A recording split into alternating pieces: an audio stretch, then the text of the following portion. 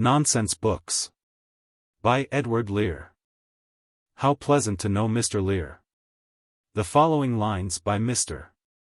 Lear were written for a young lady of his acquaintance, who had quoted to him the words of a young lady not of his acquaintance. How pleasant to know Mr. Lear. How pleasant to know Mr. Lear. Who has written such volumes of stuff? Some think him ill-tempered and queer, but a few think him pleasant enough. His mind is concrete and fastidious. His nose is remarkably big. His visage is more or less hideous. His beard it resembles a wig. He has ears, and 2 eyes, and 10 fingers. Leastways if you reckon 2 thumbs. Long ago he was one of the singers. But now he is one of the dumps. He sits in a beautiful parlor, with hundreds of books on the wall. He drinks a great deal of marsala, but never gets tipsy at all. He has many friends, laymen and clerical. Old Foss is the name of his cat. His body is perfectly spherical. He weareth a runcible hat. When he walks in waterproof white, the children run after him so, calling out, he's come out in his night gown, that crazy old Englishman, oh! He weeps by the side of the ocean. He weeps on the top of the hill. He purchases pancakes and lotion, and chocolate shrimps from the mill. He reads, but he cannot speak Spanish. He cannot abide ginger beer, ere the days of his pilgrimage vanish. How pleasant to know Mr. Lear. How do you find this book? Any thoughts about the book or the author? Any suggestion for improvement? Please take a moment to share your thoughts in a comment. If you like it, share it with your friends who might enjoy it as well. Subscribe to keep in touch. Visit CompleteAudiobooks.com for more quality content. Introduction. Edward Lear, the artist, author of Journals of a Landscape Painter in various out-of-the-way countries, and of the delightful books of nonsense, which have amused successive generations of children, died on Sunday, January 29, 1888, at San Remo, Italy, where he had lived for 20 years. Few names could evoke a wider expression of passing regret at their appearance in the obituary column. For until his health began to fail he was known to an immense and almost a cosmopolitan circle of acquaintance, and popular wherever he was known. Fewer still could call up in the minds of intimate friends a deeper and more enduring feeling of sorrow for personal loss, mingled with the pleasantest of memories. For it was impossible to know him thoroughly and not to love him. London, Rome, the Mediterranean countries generally, Ceylon and India, are still all dotted with survivors among his generation who will mourn for him affectionately, although his latter years were spent in comparatively close retirement. He was a man of striking nobility of nature, fearless, independent, energetic, given to forming for himself strong opinions, often hastily, sometimes bitterly.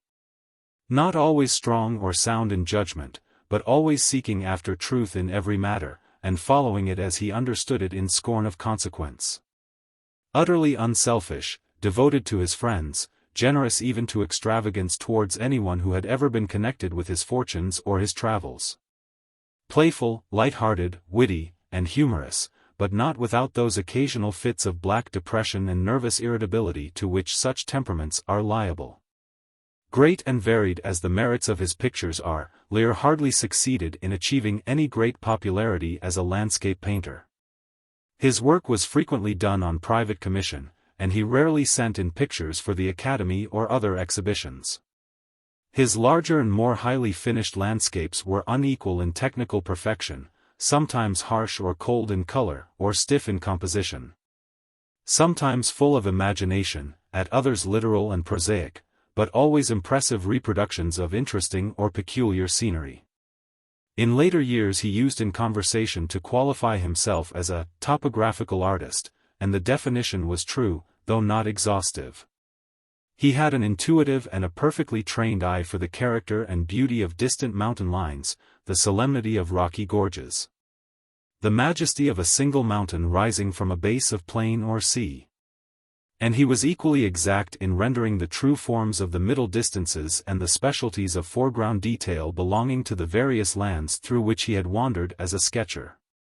Some of his pictures show a mastery which has rarely been equaled over the difficulties of painting an immense plain as seen from a height, reaching straight away from the eye of the spectator until it is lost in a dim horizon. Sir Roderick Murchison used to say that he always understood the geological peculiarities of a country he had only studied in Lear's sketches. The compliment was thoroughly justified. And it is not every landscape painter to whom it could honestly be paid. The history of Lear's choice of a career was a curious one. He was the youngest of 21 children, and, through a family mischance, was thrown entirely on the limited resources of an elderly sister at a very early age. As a boy he had always dabbled in colors for his own amusement, and had been given to poring over the ordinary boys' books upon natural history. It occurred to him to try to turn his infant talents to account. And he painted upon cardboard a couple of birds in the style which the older among us remember as having been called Oriental tinting, took them to a small shop, and sold them for 4d.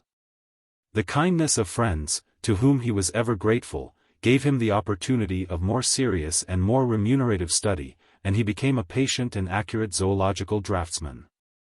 Many of the birds in the earlier volumes of Gould's magnificent folios were drawn for him by Lear. A few years back there were eagles alive in the zoological gardens in Regent's Park to which Lear could point as old familiar friends that he had drawn laboriously from claw to beak 50 years before. He united with this kind of work the more unpleasant occupation of drawing the curiosities of disease or deformity in hospitals. One day, as he was busily intent on the portrait of a bird in the zoological gardens, an old gentleman came and looked over his shoulder, entered into conversation, and finally said to him, "You must come and draw my birds at Knowsley." Lear did not know where Knowsley was, or what it meant, but the old gentleman was the 13th Earl of Derby. The successive Earls of Derby have been among Lear's kindest and most generous patrons. He went to Knowsley, and the drawings in the Knowsley Menagerie, now a rare and highly prized work among book collectors, are by Lear's hand. At Knowsley he became a permanent favorite.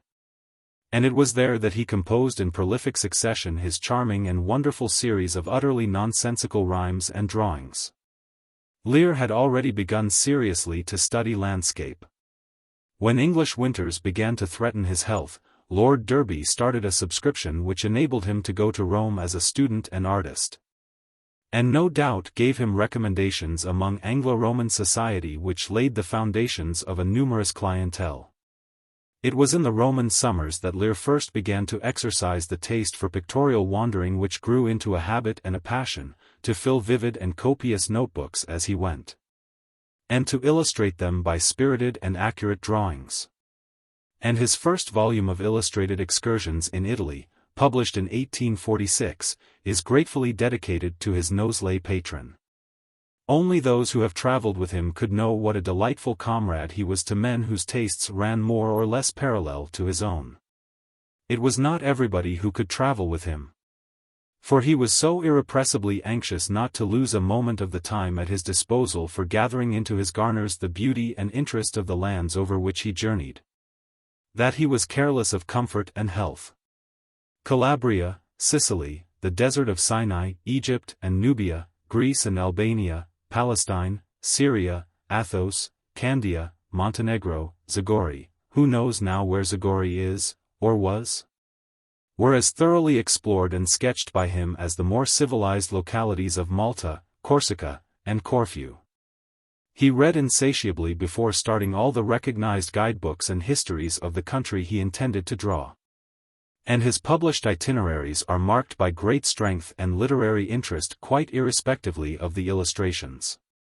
And he had his reward. It is not any ordinary journalist and sketcher who could have compelled from Tennyson such a tribute as lines to E.L. on his travels in Greece. Illyrian woodlands, echoing falls of water, sheets of summer glass. The long divine Paeanian pass. The vast Acroceraunian walls. Tamarit, Athos. all things fair. With such a pencil, such a pen, you shadow forth to distant men. I read and felt that I was there. Lear was a man to whom, as to Tennyson's Ulysses, all experience is an arch wherethrough gleams that untravelled world. After settling at San Remo, and when he was nearly 60 years old, he determined to visit India and Ceylon. He started once and failed, being taken so ill at Suez that he was obliged to return. The next year he succeeded, and brought away some thousands of drawings of the most striking views from all three presidencies and from the tropical island. His appetite for travel continued to grow with what it fed upon, and although he hated a long sea voyage, he used seriously to contemplate as possible a visit to relations in New Zealand. It may safely, however, be averred that no considerations would have tempted him to visit the Arctic regions. A hard-working life, checkered by the odd adventures which happen to the odd and the adventurous and pass over the commonplace, a career brightened by the high appreciation of unimpeachable critics, lightened, till of late, by the pleasant society and good wishes of innumerable friends, saddened by the growing pressure of ill health and solitude, cheered by his constant trust in the love and sympathy of those who knew him best, however far away. Such was the life of Edward Lear. The London Saturday Review, February 4, 1888. Among the writers who have striven with varying success during the last 30 or 40 years to awaken the merriment of the rising generation of the time being, Mr. Edward Lear occupies the first place in seniority, if not in merit.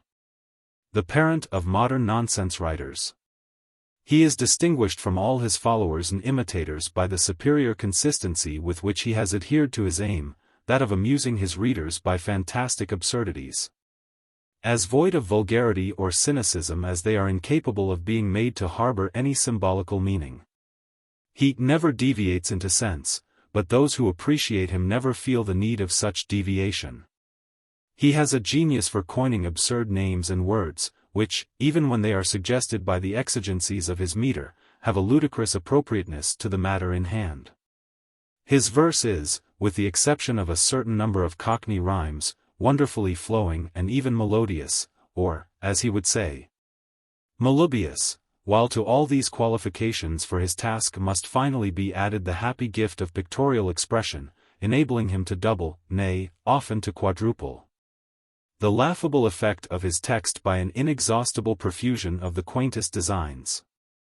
Generally speaking, these designs are, as it were, an idealization of the efforts of a clever child, but now and then, as in the case of the nonsense Botany, Mr. Lear reminds us what a genuine and graceful artist he really is. The advantage to a humorist of being able to illustrate his own text has been shown in the case of Thackeray and Mr. W.S. Gilbert, to mention two familiar examples, but in no other instance of such a combination have we discovered such geniality as is to be found in the nonsense pictures of Mr. Lear. We have spoken above of the melodiousness of Mr. Lear's verses, a quality which renders them excellently suitable for musical setting, and which has not escaped the notice of the author himself. We have also heard effective arrangements, presumably by other composers, of the adventures of the table and the chair, and of the cruise of the owl and the pussycat, the latter introduced into the drawing-room entertainment of one of the followers of John Perry. Indeed, in these days of adaptations, it is to be wondered at that no enterprising librettist has attempted to build a children's comic opera out of the material supplied in the 4 books with which we are now concerned. The first of these, originally published in 1846, and brought out in an enlarged form in 1863, is exclusively devoted to nonsense verses of one type. Mr. Lear is careful to disclaim the credit of having created this type, for he tells us in the preface to his 3rd book that, the lines beginning, "There was an old man of Tobago," were suggested to me by a valued friend, as a form of verse leading itself to limitless variety for rhymes and pictures. Dismissing the further question of the authorship of "There was an old man of Tobago," we propose to give a few specimens of Mr. Lear's protean powers as exhibited in the variation of this simple type. Here, to begin with, is a favorite verse, which we are very glad to have an opportunity of giving, as it is often incorrectly quoted. Cocks being substituted for owls, in the third line. There was an old man with a beard, who said, "It is just as I feared. 2 owls and a hen, 4 larks and a wren, have all built their nests in my beard." With the kindly fatalism which is the distinctive note of the foregoing stanza, the sentiment of our next extract is in vivid contrast. There was an old man in a tree, who was terribly bored by a bee. When they said, "Does it buzz?" he replied, "Yes, it does. It's a regular brood of a bee." To the foregoing verse an historic interest attaches, if, that is, we are right in supposing it to have inspired Mr. Gilbert with his famous nonsense rhyme in blank verse. We quote from memory. There was an old man of St. Bees, who was stung in the arm by a wasp. When they asked, "Does it hurt?" he replied, "No, it doesn't. But I thought all the while 'twas a hornet." Passing over the lines referring to the young person of Crete to whom the epithet umbelliferous is applied, we may be pardoned, on the ground of the geographical proximity of the 2 countries named, for quoting together 2 stanzas which in reality are separated by a good many pages. There was a young lady of Norway, who casually sat in a doorway. When the doors squeezed her flat, she exclaimed, "What of that?" This courageous young person of Norway.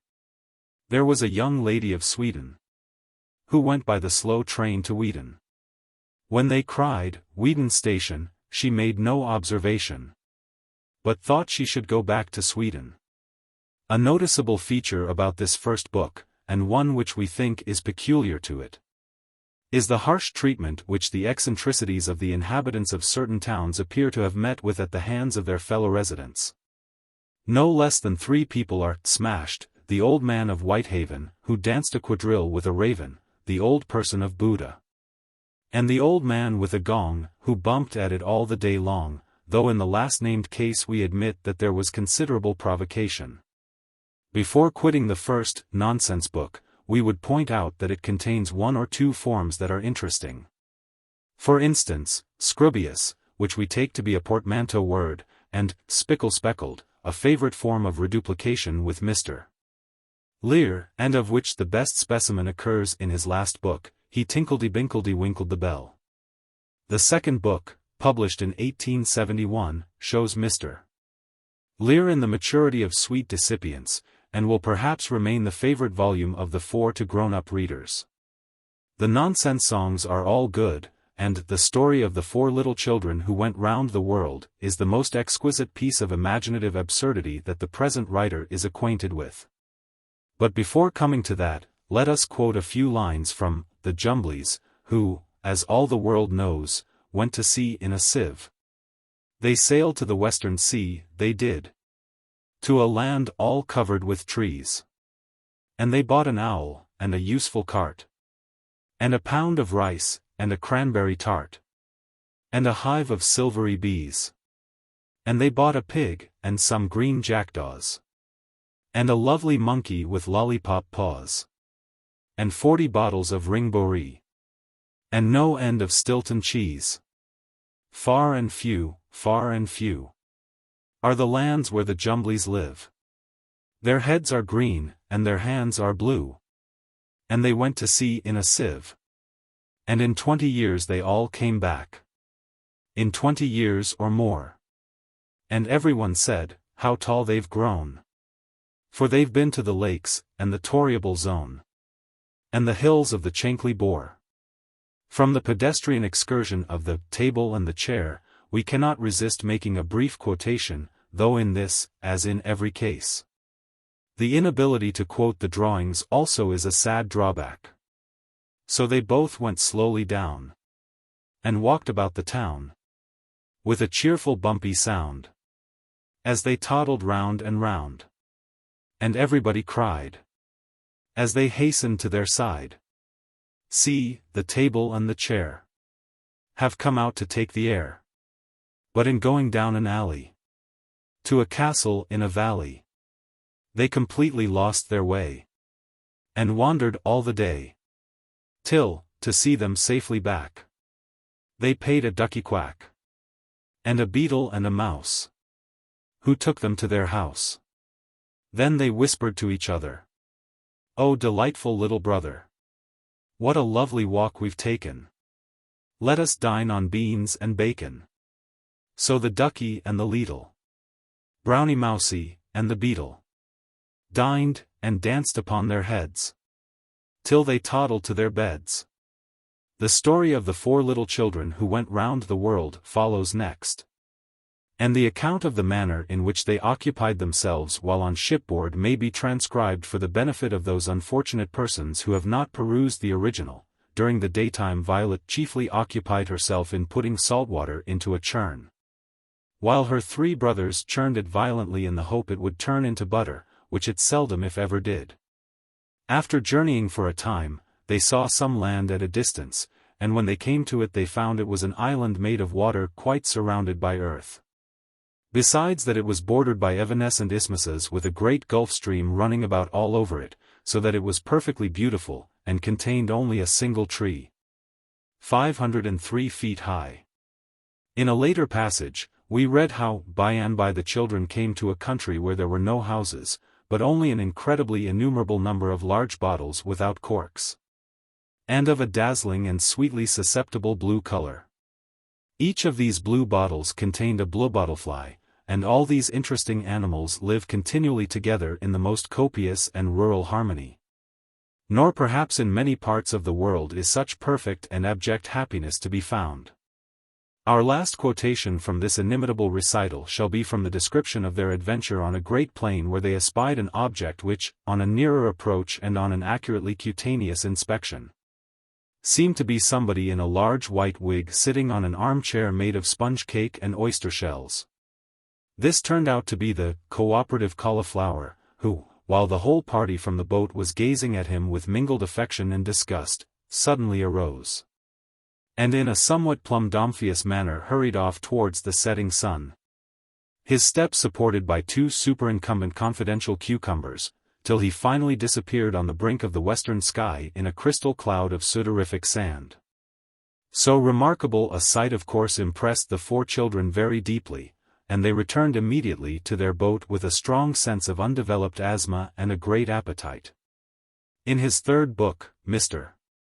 Lear takes occasion in an entertaining preface to repudiate the charge of harboring any ulterior motive beyond that of nonsense pure and absolute in any of his verses or pictures, and tells a delightful anecdote illustrative of the persistently absurd report that the Earl of Derby was the author of the first book of nonsense.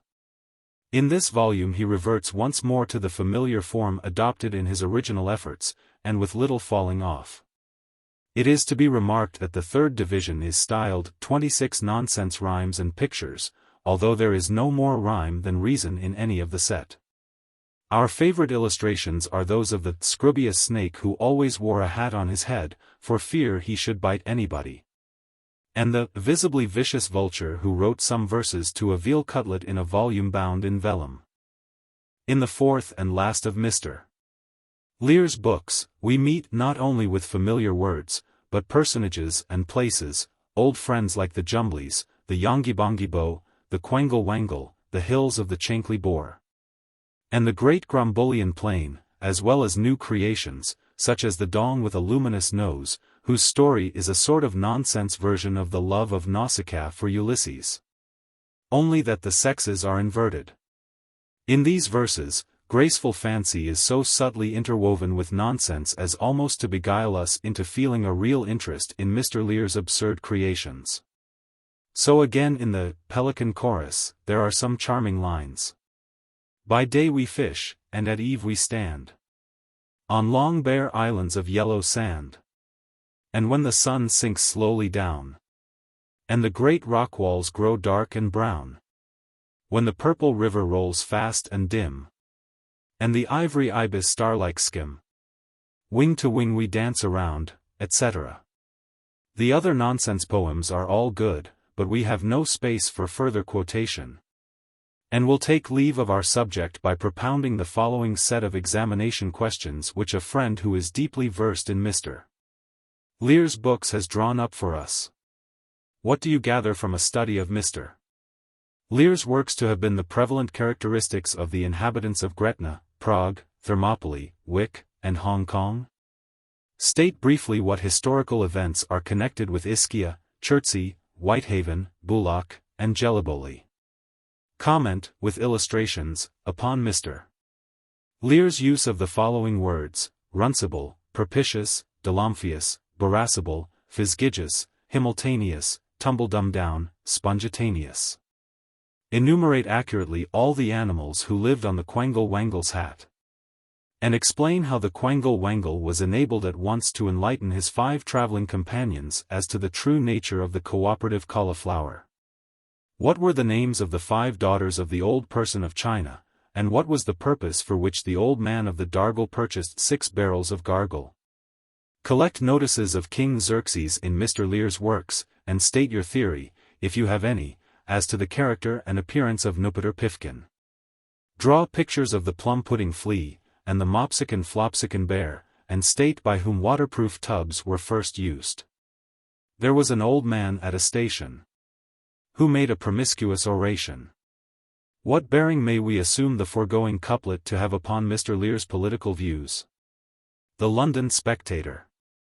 Nonsense books. A book of nonsense.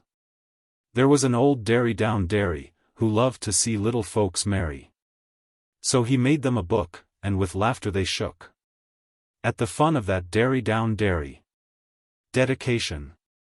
To the great-grandchildren, grandnephews, and grandnieces of Edward, 13th Earl of Derby. This book of drawings and verses, the greater part of which were originally made and composed for their parents, as dedicated by the author, Edward Lear. London, 1862. Nonsense Rhymes and Pictures. There was an old man with a nose, who said, if you choose to suppose that my nose is too long, you are certainly wrong. That remarkable man with a nose. There was a young person of Smyrna, whose grandmother threatened to burn her. But she seized on the cat, and said, Granny, burn that, you incongruous old woman of Smyrna. There was an old man on a hill, who seldom, if ever, stood still. He ran up and down in his grandmother's gown, which adorned that old man on a hill. There was an old person of Chile, whose conduct was painful and silly. He sat on the stairs, eating apples and pears. That imprudent old person of Chile. There was an old man with a gong, who bumped at it all the day long. But they called out, oh, law, you're a horrid old bore. So they smashed that old man with a gong. There was an old man of Kilkenny, who never had more than a penny. He spent all that money in onions and honey. That wayward old man of Kilkenny. There was an old man of Columbia, who was thirsty, and called out for some beer. But they brought it quite hot, in a small copper pot, which disgusted that man of Columbia. There was an old man in a tree, who was horribly bored by a bee. When they said, does it buzz? He replied, yes, it does. It's a regular brood of a bee. There was an old lady of Chertsey, who made a remarkable curtsy. She twirled round and round, till she sank underground, which distressed all the people of Chertsey. There was a young lady whose chin resembled the point of a pin. So she had it made sharp, and purchased a harp, and played several tunes with her chin. There was an old man with a flute. A sarpint ran into his boot. But he played day and night, till the sarpint took flight, and avoided that man with a flute. There was a young lady of Portugal, whose ideas were excessively nautical. She climbed up a tree to examine the sea, but declared she would never leave Portugal. There was an old person of Ischia, whose conduct grew friskier and friskier. He danced hornpipes and jigs, and ate thousands of figs. That lively old person of Ischia. There was an old man of Vienna, who lived upon tincture of senna. When that did not agree, he took chamomile tea. That nasty old man of Vienna. There was an old man in a boat, who said, I'm afloat. I'm afloat. When they said, no, you ain't, he was ready to faint. That unhappy old man in a boat. There was an old person of Buddha, whose conduct grew ruder and ruder, till at last with a hammer they silenced his clamor, by smashing that person of Buddha. There was an old man of Moldavia, who had the most curious behavior. For while he was able, he slept on a table. That funny old man of Moldavia. There was an old person of Hearst, who drank when he was not athirst. When they said, you'll grow fatter, he answered, what matter? That globular person of Hearst. There was an old man of Madras, who rode on a cream-colored ass. But the length of its ears so promoted his fears, that it killed that old man of Madras. There was an old person of Dover, who rushed through a field of blue clover. But some very large bees stung his nose and his knees, so he very soon went back to Dover. There was an old person of Leeds, whose head was infested with beads.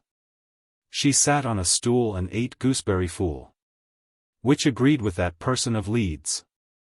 There was an old person of Cadiz, who was always polite to all ladies. But in handing his daughter, he fell into the water, which drowned that old person of Cadiz. There was an old man of the Isles, whose face was pervaded with smiles. He sang, Hi Dum Diddle, and played on the fiddle. That amiable man of the Isles. There was an old person of Basing, whose presence of mind was amazing. He purchased a steed, which he rode at full speed, and escaped from the people of Basing. There was an old man who supposed that the street door was partially closed, but some very large rats ate his coats and his hats, while that feudal old gentleman dozed. There was an old person whose habits induced him to feed upon rabbits. When he'd eaten 18, he turned perfectly green, upon which he relinquished those habits. There was an old man of the West, who wore a pale plum-colored vest. When they said, does it fit? He replied, not a bit. That uneasy old man of the West. There was an old man of Marseilles, whose daughters wore bottle-green veils. They caught several fish, which they put in a dish, and sent to their pa at Marseilles. There was an old man of the Wrekin, whose shoes made a horrible creaking. But they said, tell us whether your shoes are of leather, or of what, you old man of the Wrekin. There was a young lady whose nose was so long that it reached to her toes. So she hired an old lady, whose conduct was steady, to carry that wonderful nose. There was a young lady of Norway, who casually sat in a doorway. When the door squeezed her flat, she exclaimed, what of that? This courageous young lady of Norway. There was an old man of Apulia, whose conduct was very peculiar. He fed 20 sons upon nothing but buns. That whimsical man of Apulia. There was an old man of Quebec. A beetle ran over his neck, but he cried, with a needle I'll slay you, O beetle. That angry old man of Quebec. There was a young lady of Butte, who played on a silver-gilt flute. She played several jigs to her uncle's white pigs. That amusing young lady of Butte. There was an old person of Philo, whose conduct was scrubious and wily. He rushed up a palm when the weather was calm, and observed all the ruins of Philo. There was an old man with a poker, who painted his face with red ochre. When they said, you're a guy, he made no reply, but knocked them all down with his poker. There was an old person of Prague, who was suddenly seized with the plague. But they gave him some butter, which caused him to mutter, and cured that old person of Prague. There was an old man of Peru, who watched his wife making a stew. But once, by mistake, in a stove she did bake. That unfortunate man of Peru. There was an old man of the north, who fell into a basin of broth. But a laudable cook fished him out with a hook, which saved that old man of the north. There was an old person of Troy, whose drink was warm brandy and soy, which he took with a spoon, by the light of the moon, in sight of the city of Troy. There was an old person of mold, who shrank from sensations of cold.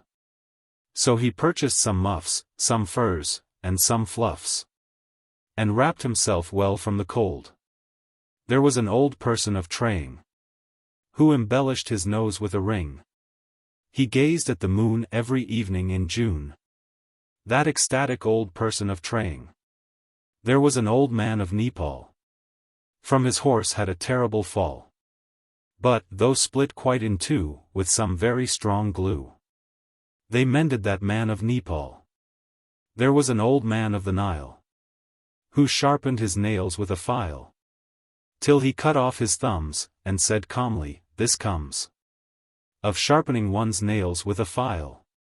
There was an old man of Abruzzi, so blind that he couldn't his foot see. When they said, "That's your toe," he replied, "Is it so?" That doubtful old man of Abruzzi. There was an old man of Calcutta, who perpetually ate bread and butter, till a great bit of muffin, on which he was stuffing, choked that horrid old man of Calcutta. There was an old person of Rhodes, who strongly objected to toads. He paid several cousins to catch them by dozens. That feudal old person of Rhodes. There was an old man of the south, who had an immoderate mouth, but in swallowing a dish that was quite full of fish, he was choked, that old man of the south. There was an old man of Melrose, who walked on the tips of his toes. But they said, "It ain't pleasant to see you at present, you stupid old man of Melrose." There was an old man of the D, who was sadly annoyed by a flea. When he said, "I will scratch it," they gave him a hatchet, which grieved that old man of the D. There was a young lady of Lucca, whose lovers completely forsook her. She ran up a tree, and said, "Fiddle-de-dee," which embarrassed the people of Lucca. There was an old man of Koblenz, the length of whose legs was immense. He went with one prance from Turkey to France. That surprising old man of Koblenz. There was an old man of Bohemia, whose daughter was christened Euphemia. But one day, to his grief, she married a thief, which grieved that old man of Bohemia. There was an old man of Corfu, who never knew what he should do. So he rushed up and down, till the sun made him brown. That bewildered old man of Corfu. There was an old man of Vesuvius, who studied the works of Vitruvius. When the flames burnt his book, to drinking he took. That morbid old man of Vesuvius. There was an old man of Dundee, who frequented the top of a tree. When disturbed by the crows, he abruptly arose, and exclaimed, "I'll return to Dundee." There was an old lady whose folly induced her to sit in a holly, whereon, by a thorn her dress being torn, she quickly became melancholy. There was an old man on some rocks, who shut his wife up in a box. When she said, "Let me out," he exclaimed, without doubt, "You will pass all your life in that box." There was an old person of Rheims, who was troubled with horrible dreams. So to keep him awake they fed him with cake, which amused that old person of Rheims. There was an old man of Leghorn, the smallest that ever was born, but quickly snapped up he was once by a puppy, who devoured that old man of Leghorn. There was an old man in a pew, whose waistcoat was spotted with blue, but he tore it in pieces, to give to his nieces. That cheerful old man in a pew. There was an old man of Jamaica, who suddenly married a Quaker. But she cried out, "Oh, lack! I have married a black," which distressed that old man of Jamaica. There was an old man who said, "How shall I flee from this horrible cow? I will sit on this stile, and continue to smile, which may soften the heart of that cow." There was a young lady of Troy, whom several large flies did annoy. Some she killed with a thump, some she drowned at the pump, and some she took with her to Troy. There was a young lady of Hull, who was chased by a virulent bull. But she seized on a spade, and called out, "Who's afraid?" which distracted that virulent bull. There was an old person of Dutton, whose head was as small as a button. So to make it look big he purchased a wig, and rapidly rushed about Dutton. There was an old man who said, "Hush! I perceive a young bird in this bush." When they said, "Is it small?" he replied, "Not at all. It is 4 times as big as the bush." There was a young lady of Russia, who screamed so that no one could hush her. Her screams were extreme, no one heard such a scream as was screamed by that lady of Russia. There was a young lady of Tyre, who swept the loud chords of a lyre. At the sound of each sweep she enraptured the deep, and enchanted the city of Tyre. There was an old person of Bangor, whose face was distorted with anger. He tore off his boots, and subsisted on roots. That irascible person of Bangor. There was an old man of the East, who gave all his children a feast. But they all ate so much, and their conduct was such, that it killed that old man of the East. There was an old man of the coast, who placidly sat on a post. But when it was cold he relinquished his hold, and called for some hot buttered toast.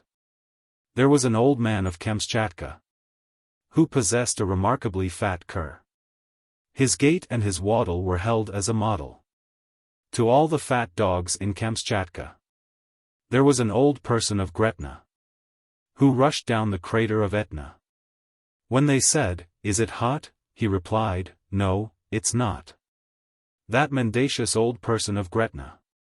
There was an old man with a beard, who sat on a horse when he reared. But they said, "Never mind. You will fall off behind, you propitious old man with a beard." There was an old man of Berlin, whose form was uncommonly thin, till he once, by mistake, was mixed up in a cake. So they baked that old man of Berlin. There was an old man of the West, who never could get any rest. So they set him to spin on his nose and his chin, which cured that old man of the West. There was an old person of Cheadle, was put in the stocks by the beadle, for stealing some pigs, some coats, and some wigs. That horrible person of Cheadle. There was an old person of Anerley, whose conduct was strange and unmannerly. He rushed down the Strand with a pig in each hand, but returned in the evening to Anerley. There was a young lady of Wales, who caught a large fish without scales. When she lifted her hook, she exclaimed, "Only look!" That ecstatic young lady of Wales. There was a young lady of Welling, whose praise all the world was a-telling. She played on the harp, and caught several carp. That accomplished young lady of Welling. There was an old person of Tartary, who divided his jugular artery. But he screeched to his wife, and she said, "Oh, my life! Your death will be felt by all Tartary." There was an old man of Whitehaven, who danced a quadrille with a raven. But they said, "It's absurd to encourage this bird." So they smashed that old man of Whitehaven. There was a young lady of Sweden, who went by the slow train to Weedon. When they cried, "Weedon Station," she made no observation, but thought she should go back to Sweden.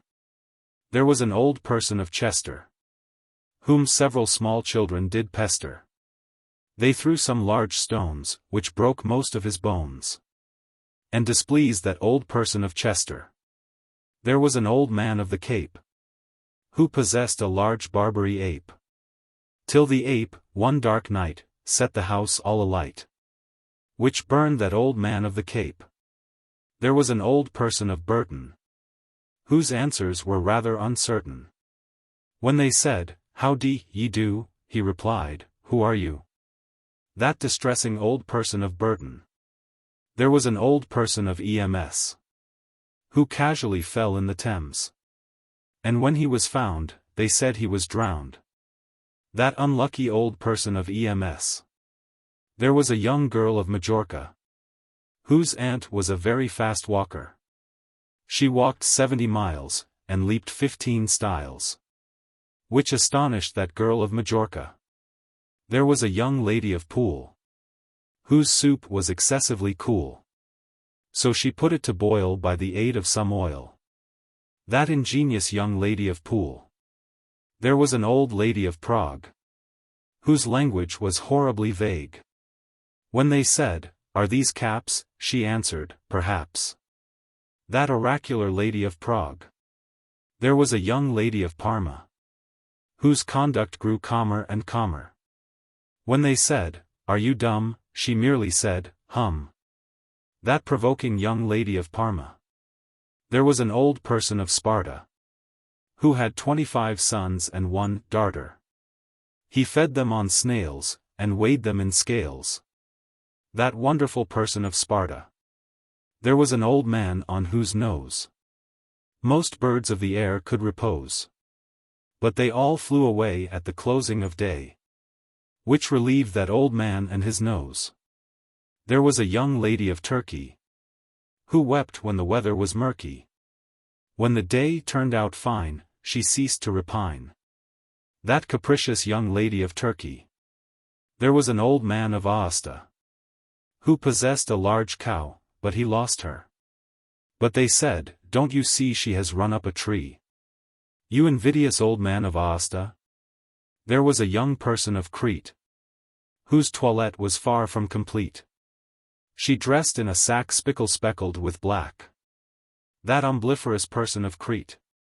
There was a young lady of Clare, who was madly pursued by a bear. When she found she was tired, she abruptly expired. That unfortunate lady of Clare. There was a young lady of Dorking, who bought a large bonnet for walking, but its color and size so bedazzled her eyes, that she very soon went back to Dorking.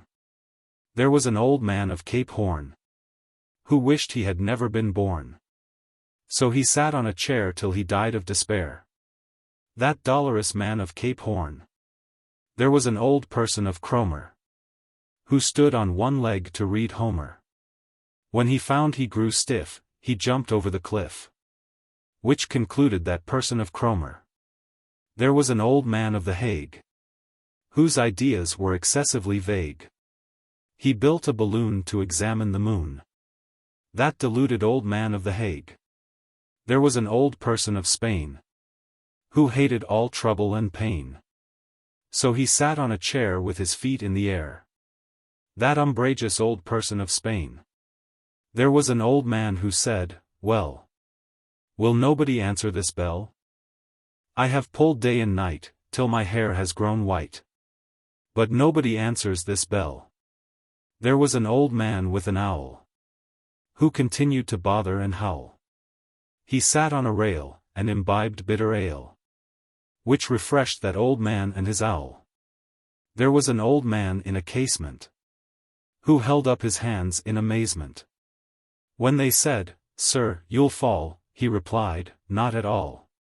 That incipient old man in a casement. There was an old person of Yule, who chiefly subsisted on gruel. But to make it more nice, he inserted some mice, which refreshed that old person of Yule. There was an old man of Peru, who never knew what he should do. So he tore off his hair, and behaved like a bear. That intrinsic old man of Peru. There was an old man with a beard, who said, "It is just as I feared. 2 owls and a hen, 4 larks and a wren." have all built their nests in my beard. There was a young lady whose eyes were unique as to color and size. When she opened them wide, people all turned aside and started away in surprise. There was a young lady of ride whose shoestrings were seldom untied. She purchased some clogs, and some small spotty dogs, and frequently walked about ride. There was a young lady whose bonnet came untied when the birds sat upon it. But she said, I don't care. All the birds in the air are welcome to sit on my bonnet. Nonsense songs, stories, botany, and alphabets. Nonsense songs. The Owl and the Pussycat. Chapter 1. The Owl and the Pussycat went to sea in a beautiful pea-green boat. They took some honey, and plenty of money, wrapped up in a 5-pound note. The Owl looked up to the stars above and sang to a small guitar. Oh lovely pussy, oh pussy, my love. What a beautiful pussy you are. You are. You are. What a beautiful pussy you are. Chapter 2. Pussy said to the Owl, You elegant fowl, how charmingly sweet you sing. Oh, let us be married. Too long we have tarried. But what shall we do for a ring? They sailed away, for a year and a day, to the land where the bong tree grows. And there in a wood a piggy-wig stood, with a ring at the end of his nose. His nose. His nose. With a ring at the end of his nose. Chapter 3. Dear Pig, are you willing to sell for 1 shilling your ring? Said the piggy, I will. So they took it away, and were married next day by the turkey who lives on the hill. They dined on mince and slices of quince, which they ate with a runcible spoon. And hand in hand, on the edge of the sand, they danced by the light of the moon. The moon. The moon. They danced by the light of the moon. The Duck and the Kangaroo. Chapter 1. Said the Duck to the Kangaroo, Good gracious, how you hop over the fields, and the water too, as if you never would stop. My life is a bore in this nasty pond, and I long to go out in the world beyond. I wish I could hop like you. Said the Duck to the Kangaroo. Chapter 2. Please give me a ride on your back. Said the Duck to the Kangaroo. I would sit quite still, and say nothing but quack the whole of the long day through. And we'd go the Dee, and the Jelly Bo Lee, over the land, and over the sea. Please take me a ride. Oh, do. Said the Duck to the Kangaroo. Chapter 3. Said the Kangaroo to the Duck. This requires some little reflection. Perhaps, on the whole, it might bring me luck. And there seems but one objection, which is, if you'll let me speak so bold. Your feet are unpleasantly wet and cold, and would probably give me the rue. Mate eyes, said the Kangaroo. Chapter 4. Said the Duck, as I sat on the rocks, I have thought over that completely, and I bought 4 pairs of worsted socks, which fit my web feet neatly. And, to keep out the cold, I've bought a cloak, and every day a cigar I'll smoke, all to follow my own dear true love of a kangaroo. Chapter 5. Said the Kangaroo, I'm ready, all in the moonlight pale, but to balance me well, dear Duck, sit steady, and quite at the end of my tail. So away they went with a hop and a bound, and they hopped the whole world 3 times round. And who's so happy, oh? Who? As the Duck and the Kangaroo? The daddy long legs and the fly. Chapter 1. Once Mr. Daddy long legs, dressed in brown and gray, walked about upon the sands, upon a summer's day. And there among the pebbles, When the wind was rather cold, he met with Mr. Floppy Fly, all dressed in blue and gold. And, as it was too soon to dine, they drank some periwinkle wine, and played an hour or two, or more, at battlecock and shuttledore. Chapter 2. Said Mr. Daddy Longlegs to Mr. Floppy Fly, "Why do you never come to court? I wish you'd tell me why. All gold and shine, in dress so fine. You'd quite delight the court. Why do you never go at all? I really think you ought. And, if you went, you'd see such sights. Such rugs and jugs and candlelights. And, more than all, the king and queen. One in red, and one in green." Chapter 3. "Oh, Mr. Daddy Longlegs," said Mr. Floppy Fly, "it's true I never go to court. And I will tell you why. If I had 6 long legs like yours, at once I'd go to court. But, oh, I can't, because my legs are so extremely short. And I'm afraid the king and queen, one in red, and one in green, would say aloud, 'You are not fit, you fly, to come to court a bit.'" Chapter 4. "Oh, Mr. Daddy Longlegs," said Mr. Floppy Fly, "I wish you'd sing one little song. One Mumbian melody.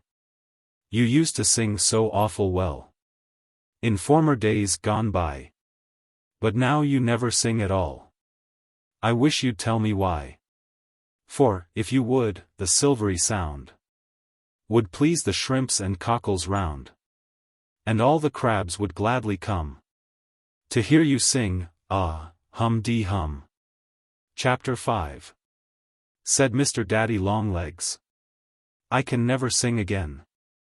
And, if you wish, I'll tell you why. Although it gives me pain.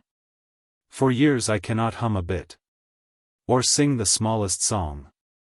And this the dreadful reason is, my legs are grown too long.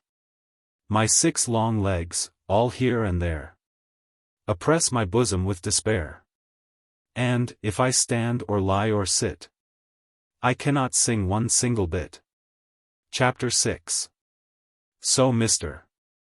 Daddy Longlegs and Mr. Floppy Fly sat down in silence by the sea, and gazed upon the sky. They said, "This is a dreadful thing. The world has all gone wrong. Since one has legs too short by half, the other much too long. One never more can go to court, because his legs have grown too short. The other cannot sing a song, because his legs have grown too long." Chapter 7.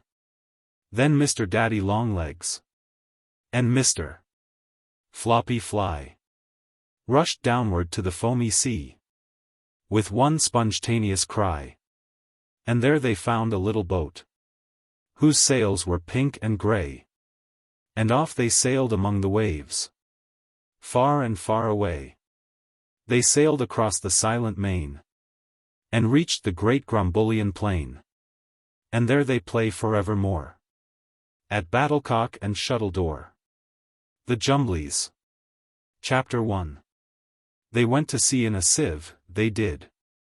In a sieve they went to sea, in spite of all their friends could say. On a winter's morn, on a stormy day, in a sieve they went to sea. And when the sieve turned round and round, and everyone cried, "You'll all be drowned," they called aloud, "Our sieve ain't big, but we don't care a button, we don't care a fig. In a sieve we'll go to sea. Far and few are the lands where the Jumblies live. Their heads are green, and their hands are blue."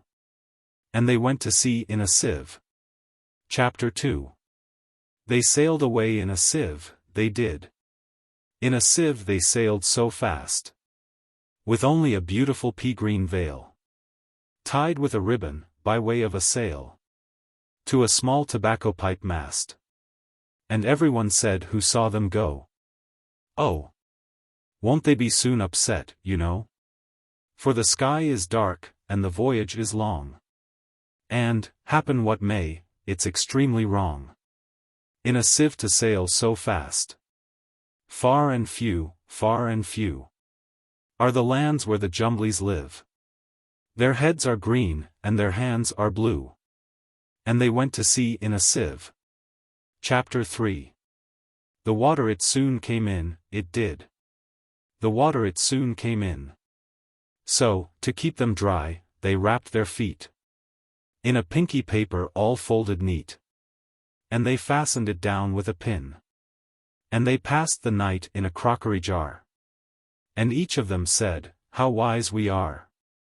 Though the sky be dark, and the voyage be long, yet we never can think we were rash or wrong, while round in our sieve we spin.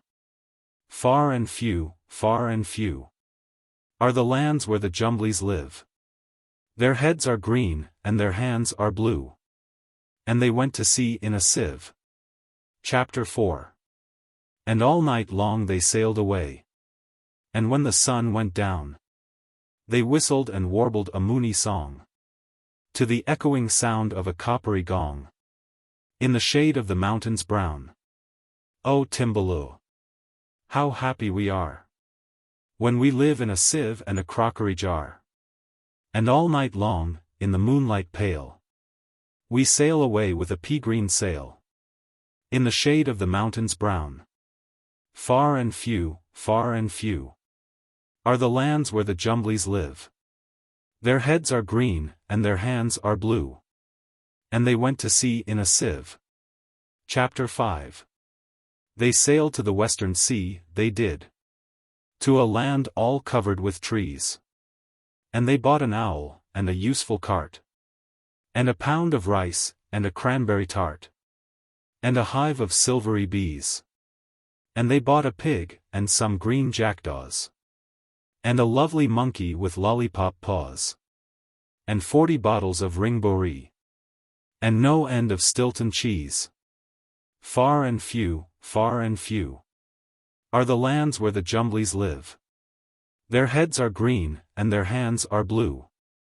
And they went to sea in a sieve. Chapter 6. And in 20 years they all came back. In 20 years or more. And everyone said, "How tall they've grown!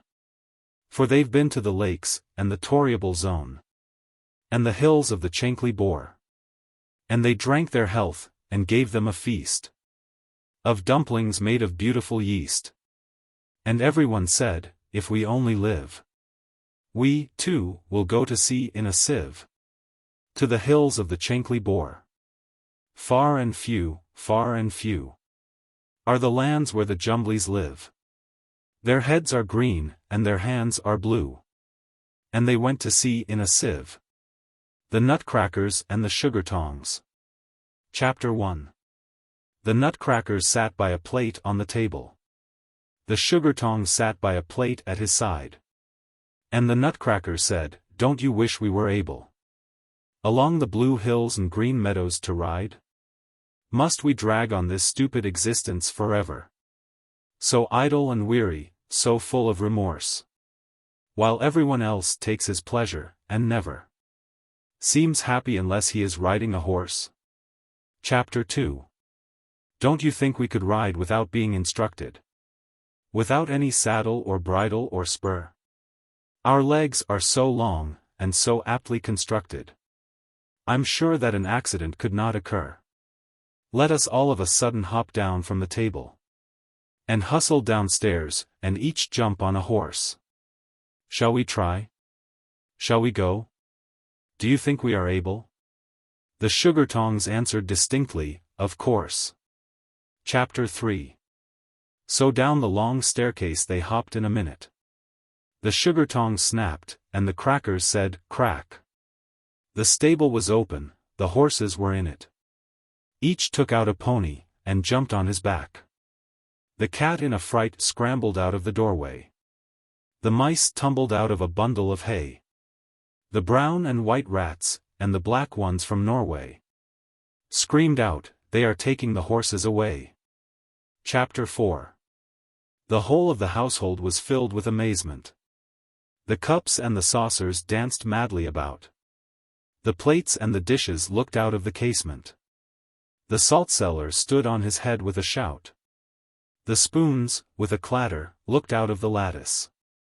The mustard pot climbed up the gooseberry pies. The soup ladle peeped through a heap of veal patties, and squeaked with a ladle-like scream of surprise. Chapter 5. The frying pan said, "It's an awful delusion." The teakettle hissed, and grew black in the face. And they all rushed downstairs in the wildest confusion, to see the great nutcracker sugar-tong race. And out of the stable, with screamings and laughter. Their ponies were cream-colored, speckled with brown. The nutcrackers first, and the sugar-tongs after. Rode all round the yard, and then all round the town. Chapter 6. They rode through the street, and they rode by the station. They galloped away to the beautiful shore. In silence they rode, and made no observation. Save this, we will never go back any more. And still you might hear, till they rode out of hearing, the sugar-tongs snap, and the crackers say, crack. Till, far in the distance their forms disappearing, they faded away. And they never came back. Calico Pie. Chapter 1. Calico Pie. The little birds fly down to the calico tree. Their wings were blue, and they sang, Tilly-loo. Till away they flew. And they never came back to me. They never came back. They never came back. They never came back to me. Chapter 2. Calico Jam. The little fish swam over the syllabub sea.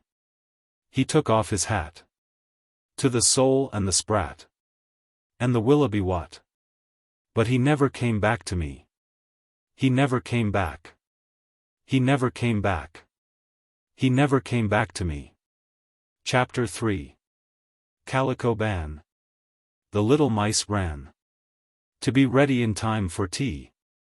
Flip-pitty-flop.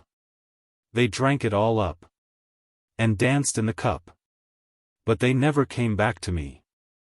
They never came back. They never came back. They never came back to me. Chapter 4. Calico Drum. The grasshoppers come. The butterfly, beetle, and bee. Over the ground. Around and round. With a hop and a bound. But they never came back. They never came back. They never came back. They never came back to me. Mr. and Mrs. Spicky Sparrow. Chapter 1. On a little piece of wood, Mr. Spicky Sparrow stood. Mrs. Sparrow sat close by, a-making of an insect pie for her little children 5. In the nest and all alive, singing with a cheerful smile, to amuse them all the while. Twicky wicky wicky wee. Wicky bicky twicky tee. Spicky bicky bee. Chapter 2. Mrs. Spicky Sparrow said, Spicky, darling, in my head many thoughts of trouble come, like to flies upon a plum. All last night, among the trees, I heard you cough, I heard you sneeze. And thought I, it's come to that, because he does not wear a hat. Chippy whippy sicky tee. Bicky wicky ticky me. Spicky chippy wee. Chapter 3.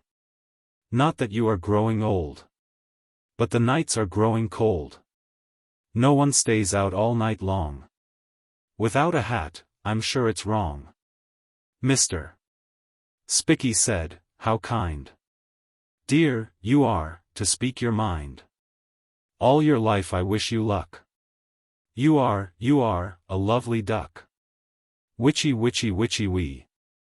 Twitchy witchy witchy bee. Ticky ticky tee. Chapter 4. I was also sad, and thinking, when one day I saw you winking, and I heard you sniffle snuffle, And I saw your feathers ruffle. To myself I sadly said, she's neuralgia in her head. That dear head has nothing on it. Ought she not to wear a bonnet? Witchy kitchy kitchy wee. Spicky wicky mickey bee. Chippy whippy chee. Chapter 5. Let us both fly up to town. There I'll buy you such a gown, which, completely in the fashion, you shall tie a sky blue sash on, and a pair of slippers neat, to fit your darling little feet, so that you will look and feel quite volubious and genteel. Jicky wicky bicky see. Chicky bicky wicky bee. Twicky witchy wee. Chapter 6. So they both to London went, alighting on the Monument, whence they flew down swiftly, pop, into Moses' wholesale shop. There they bought a hat and bonnet, and a gown with spots upon it, a satin sash of clocksome blue, and a pair of slippers too. Zicky wicky mickey bee. Witchy witchy mitchy key. Sicky ticky wee. Chapter 7. Then, when so completely dressed, back they flew, and reached their nest. Their children cried, "Oh ma and pa, how truly beautiful you are!" Said they, "We trust that cold or pain we shall never feel again, while, perched on tree or house or steeple, we now shall look like other people." Witchy witchy witchy wee. Twicky mickey bicky bee. Zicky sicky tee. The broom, the shovel, the poker, and the tongs. Chapter 1.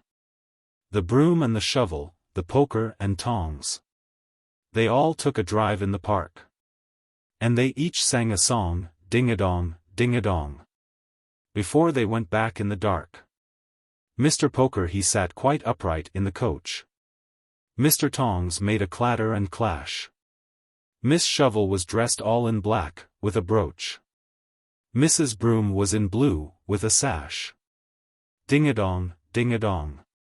And they all sang a song. Chapter 2. "Oh Shovely so lovely," the Poker he sang. "You have perfectly conquered my heart. Ding-a-dong, ding-a-dong. If you're pleased with my song, I will feed you with cold apple tart. When you scrape up the coals with a delicate sound, you enrapture my life with delight. Your nose is so shiny, your head is so round, and your shape is so slender and bright. Ding-a-dong, ding-a-dong. Ain't you pleased with my song?" Chapter 3. Alas! Mrs. Broom, sighed the Tongs in his song. "Oh! Is it because I'm so thin, and my legs are so long, ding-a-dong, ding-a-dong, that you don't care about me a pin? Ah! Fairest of creatures, when sweeping the room. Ah! Why don't you heed my complaint? Must you needs be so cruel, you beautiful broom? Because you are covered with paint? Ding-a-dong, ding-a-dong. You are certainly wrong." Chapter 4.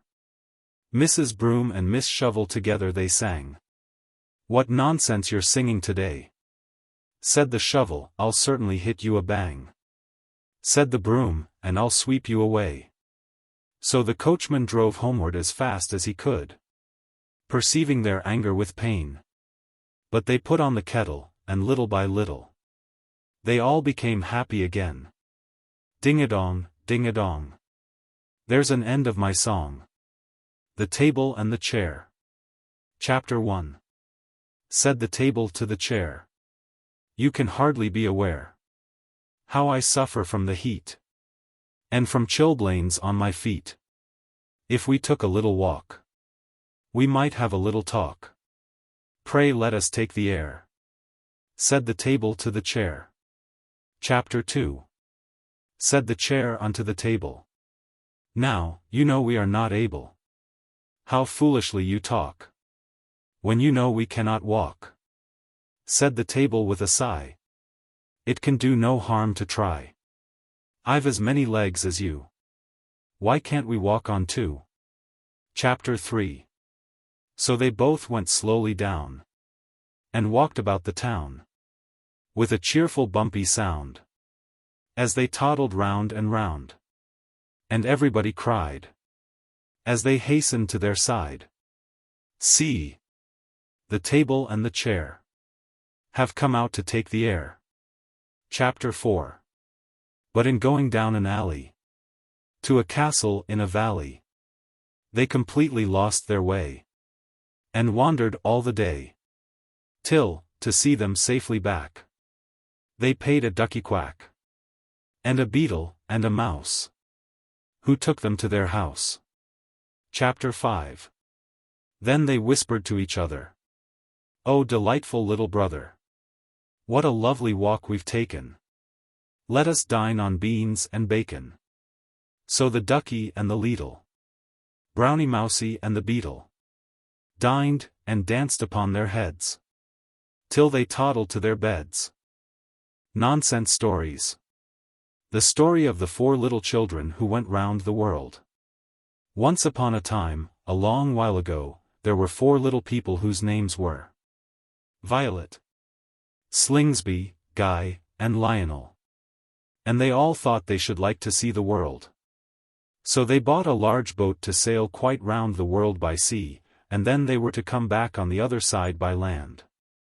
The boat was painted blue with green spots, and the sail was yellow with red stripes, and, when they set off, they only took a small cat to steer and look after the boat, besides an elderly quangle-wangle, who had to cook the dinner and make the tea, for which purposes they took a large kettle. For the first 10 days they sailed on beautifully, and found plenty to eat, as there were lots of fish. And they had only to take them out of the sea with a long spoon, when the quangle-wangle instantly cooked them. And the Pussycat was fed with the bones, with which she expressed herself pleased, on the whole, so that all the party were very happy. During the daytime, Violet chiefly occupied herself in putting salt water into a churn, while her 3 brothers churned it violently, in the hope that it would turn into butter, which it seldom if ever did. And in the evening they all retired into the tea-kettle, where they all managed to sleep very comfortably, while Pussy and the quangle-wangle managed the boat. After a time, they saw some land at a distance, and, when they came to it, they found it was an island made of water quite surrounded by earth. Besides that, it was bordered by evanescent isthmuses, with a great gulf stream running about all over it, so that it was perfectly beautiful, and contained only a single tree, 503 feet high. When they had landed, they walked about, but found, to their great surprise, that the island was quite full of veal cutlets and chocolate drops, and nothing else. So they all climbed up the single high tree to discover, if possible, if there were any people. But having remained on the top of the tree for a week, and not seeing anybody, they naturally concluded that there were no inhabitants. And accordingly, when they came down, they loaded the boat with 2,000 veal cutlets and 1,000,000 of chocolate drops. And these afforded them sustenance for more than a month, during which time they pursued their voyage with the utmost delight and apathy.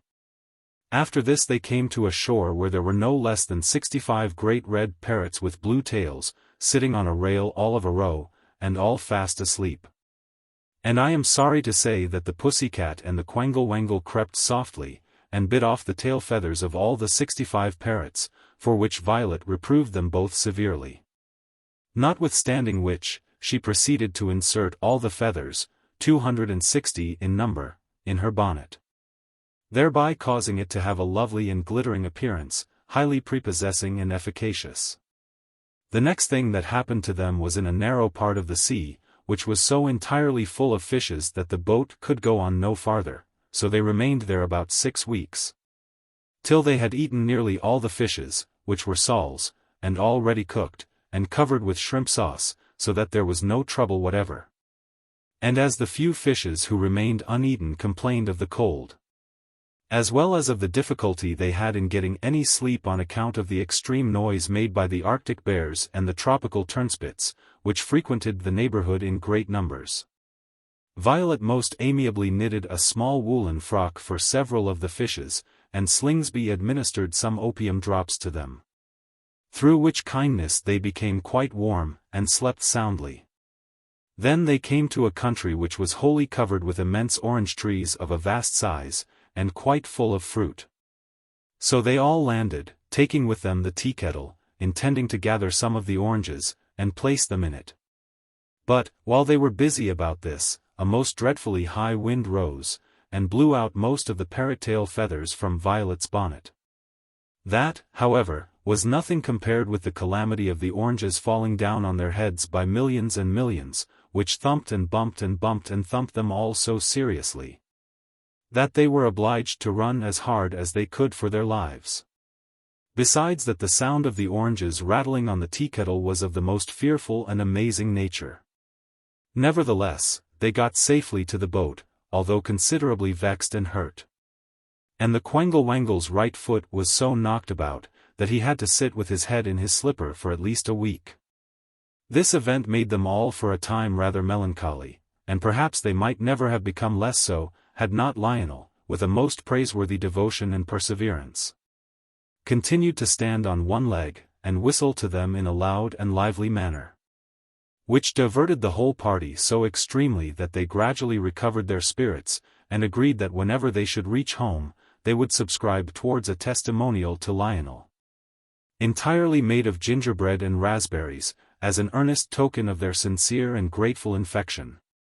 After sailing on calmly for several more days, they came to another country, where they were much pleased and surprised to see a countless multitude of white mice with red eyes, all sitting in a great circle, slowly eating custard pudding with the most satisfactory and polite demeanor. And as the 4 travelers were rather hungry, being tired of eating nothing but sols and oranges for so long a period, they held a council as to the propriety of asking the mice for some of their pudding in a humble and affecting manner, by which they could hardly be otherwise than gratified. It was agreed, therefore, that Guy should go and ask the mice, which he immediately did, and the result was, that they gave a walnut shell only half full of custard diluted with water. Now, this displeased Guy, who said, "Out of such a lot of pudding as you have got, I must say, you might have spared a somewhat larger quantity." But no sooner had he finished speaking than the mice turned round at once, and sneezed at him in an appalling and vindictive manner, and it is impossible to imagine a more scroobious and unpleasant sound than that caused by the simultaneous sneezing of many millions of angry mice. So that Guy rushed back to the boat, having first shied his cap into the middle of the custard pudding, by which means he completely spoiled the mice's dinner.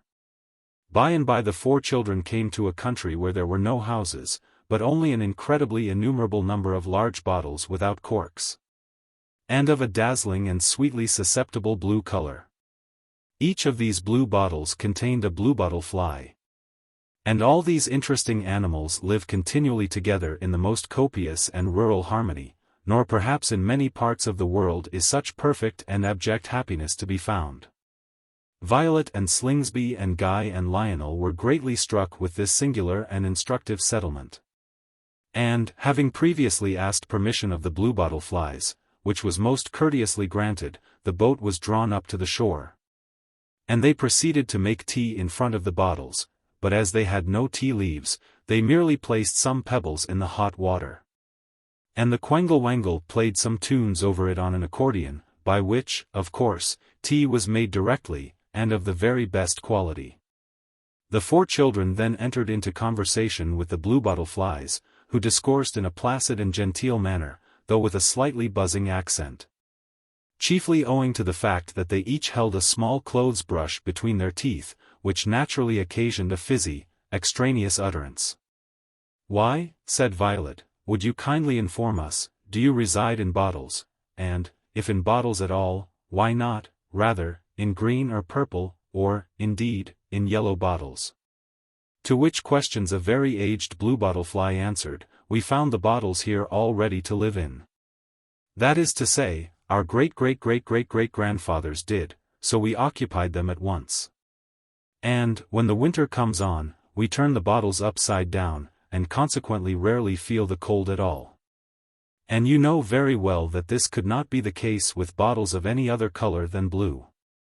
"Of course it could not," said Slingsby. But, if we may take the liberty of inquiring, on what do you chiefly subsist? Mainly on oyster patties, said the bluebottle fly. And, when these are scarce, on raspberry vinegar and Russian leather boiled down to a jelly. How delicious, said Guy.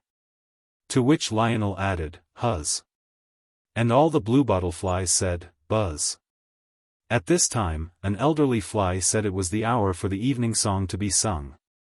And, on a signal being given, all the bluebottle flies began to buzz at once in a sumptuous and sonorous manner, the melodious and mucilaginous sounds echoing all over the waters, and resounding across the tumultuous tops of the transitory titmice upon the intervening and verdant mountains with a serene and sickly suavity only known to the truly virtuous.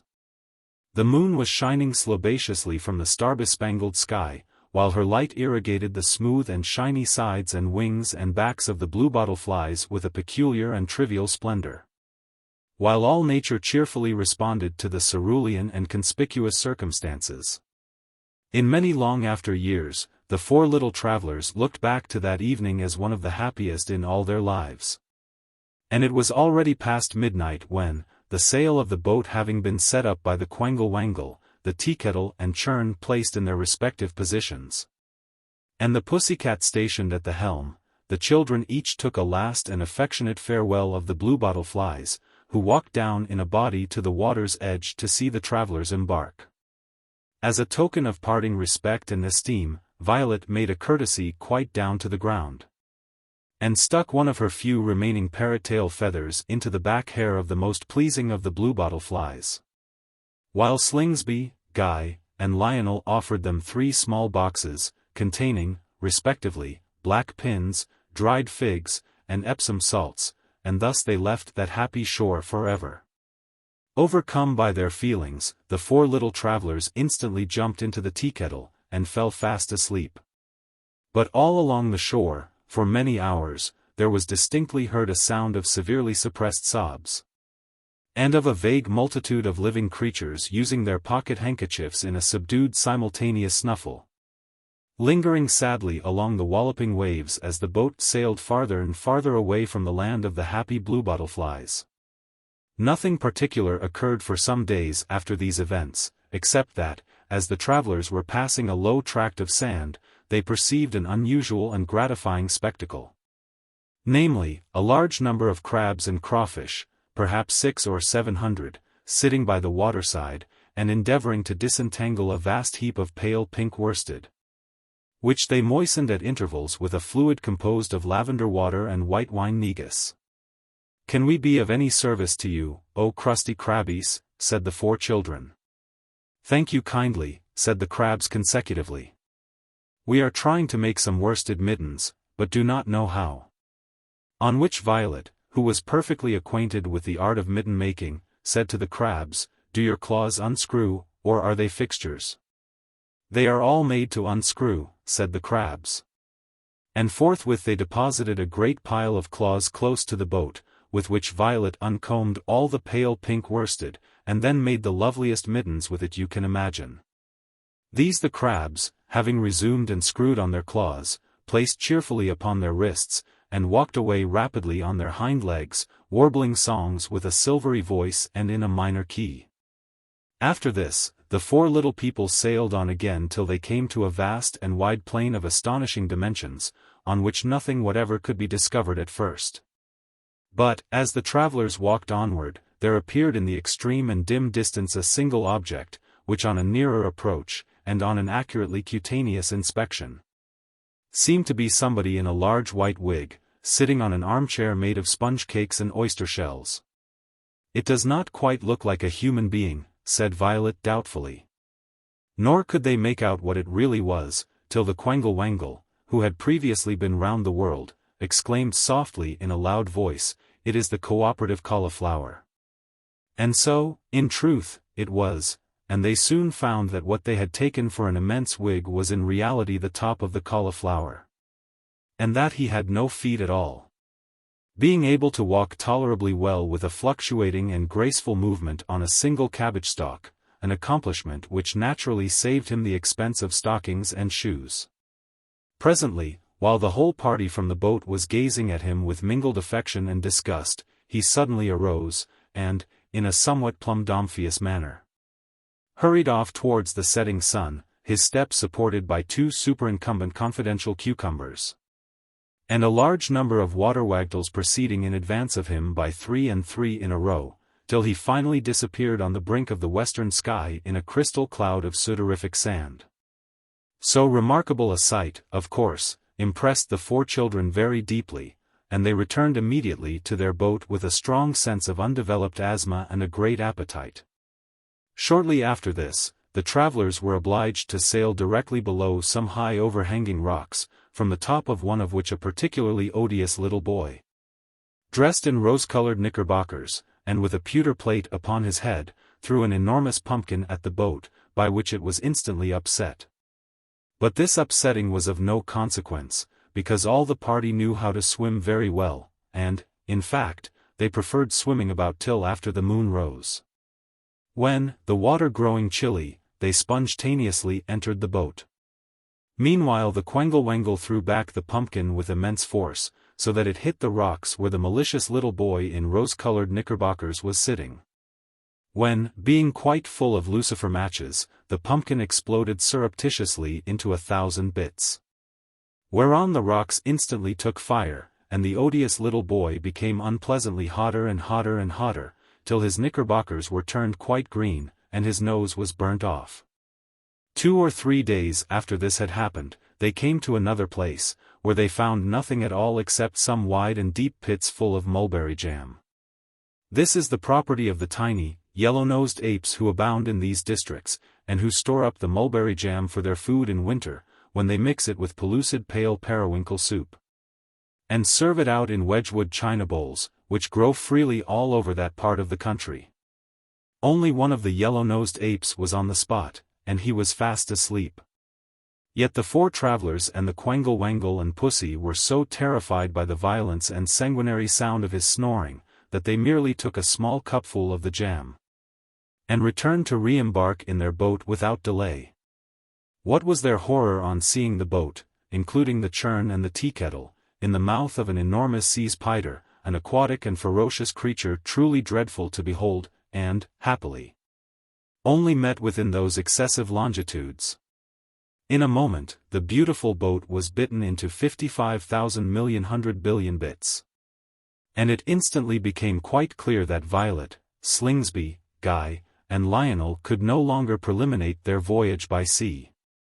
The 4 travelers were therefore obliged to resolve on pursuing their wanderings by land, and, very fortunately, there happened to pass by at that moment an elderly rhinoceros, on which they seized, and, all 4 mounting on his back, the Quengle-Wangle sitting on his horn, and holding on by his ears, and the Pussycat swinging at the end of his tail, they set off, having only 4 small beans and 3 pounds of mashed potatoes to last through their whole journey. They were, however, able to catch numbers of the chickens and turkeys and other birds who incessantly alighted on the head of the rhinoceros for the purpose of gathering the seeds of the rhododendron plants which grew there. And these creatures they cooked in the most translucent and satisfactory manner by means of a fire lighted on the end of the rhinoceros's back. A crowd of kangaroos and gigantic cranes accompanied them, from feelings of curiosity and complacency, so that they were never at a loss for company, and went onward, as it were, in a sort of profuse and triumphant procession. Thus in less than 18 weeks they all arrived safely at home, where they were received by their admiring relatives with joy tempered with contempt, and where they finally resolved to carry out the rest of their traveling plans at some more favorable opportunity. As for the rhinoceros, in token of their grateful adherence, they had him killed and stuffed directly, and then set him up outside the door of their father's house as a diaphanous doorscraper. The History of the 7 Families of the Lake Pipple-Popple. Chapter 1. Introductory. In former days, that is to say, once upon a time, there lived in the land of Gramble-Blamble 7 families. They lived by the side of the great Lake Pipple-Popple. One of the 7 families, indeed, lived in the lake, and on the outskirts of the city of Tosh, which, excepting when it was quite dark, they could see plainly. The names of all these places you have probably heard of, and you have only not to look in your geography books to find out all about them. Now, the 7 families who lived on the borders of the Great Lake Pipple Popple were as follows in the next chapter. Chapter 2. The 7 Families. There was a family of 2 old parrots and 7 young parrots. There was a family of 2 old storks and 7 young storks. There was a family of 2 old geese and 7 young geese.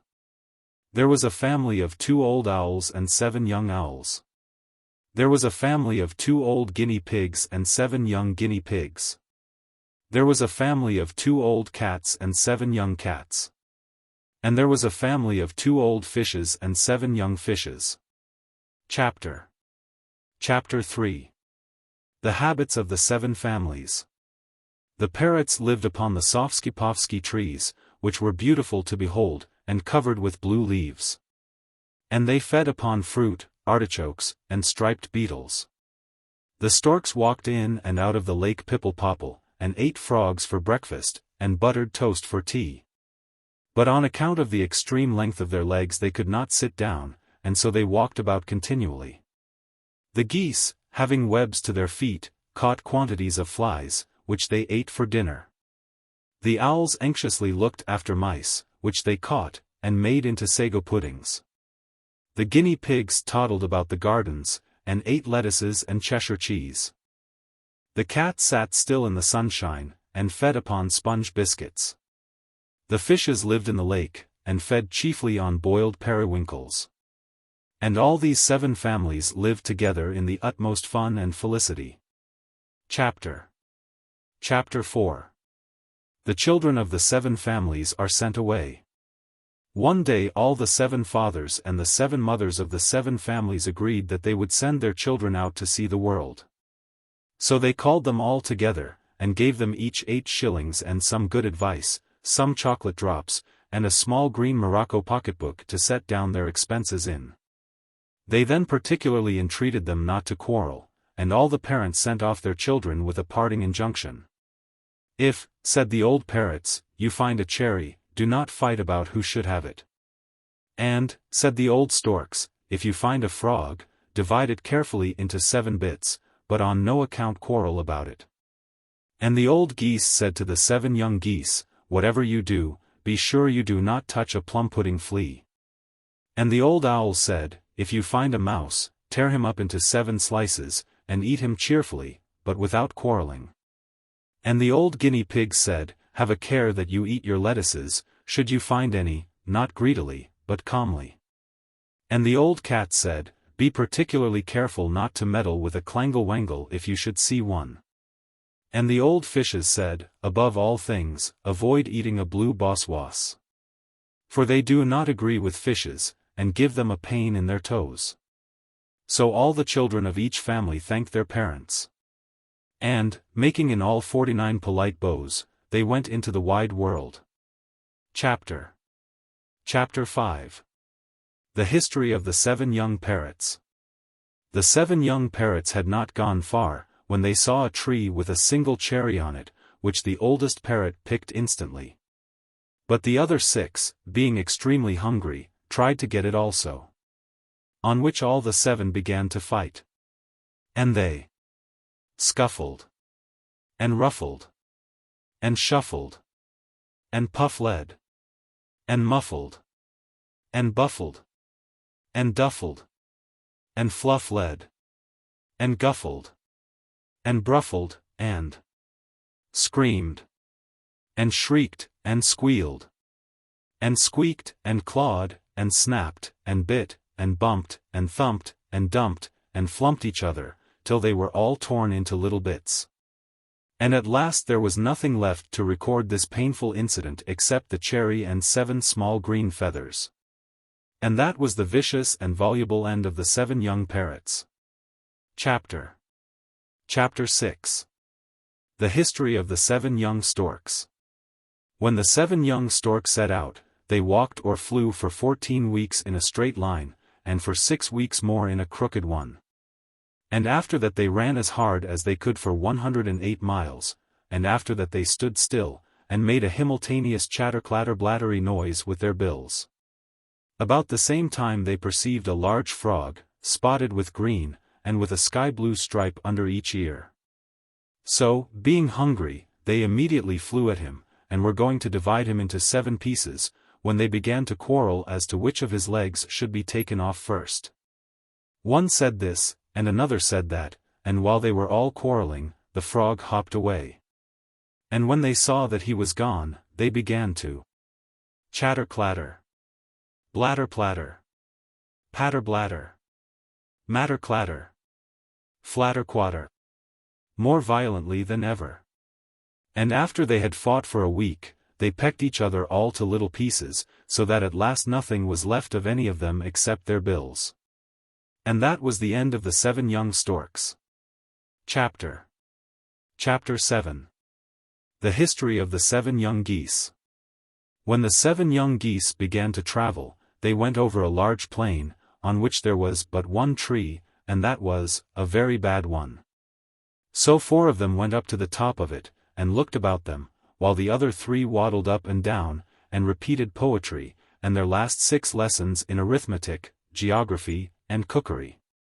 Presently they perceived, a long way off, an object of the most interesting and obese appearance, having a perfectly round body exactly resembling a boiled plum pudding, with 2 little wings, and a beak, and 3 feathers growing out of his head, and only 1 leg. So, after a time, all the 7 young geese said to each other, "Beyond all doubt this beast must be a plum-pudding flea." On which they incautiously began to sing aloud. Plum-pudding flea. Plum-pudding flea. Wherever you be. Oh. Come to our tree. And listen, oh. Listen, oh.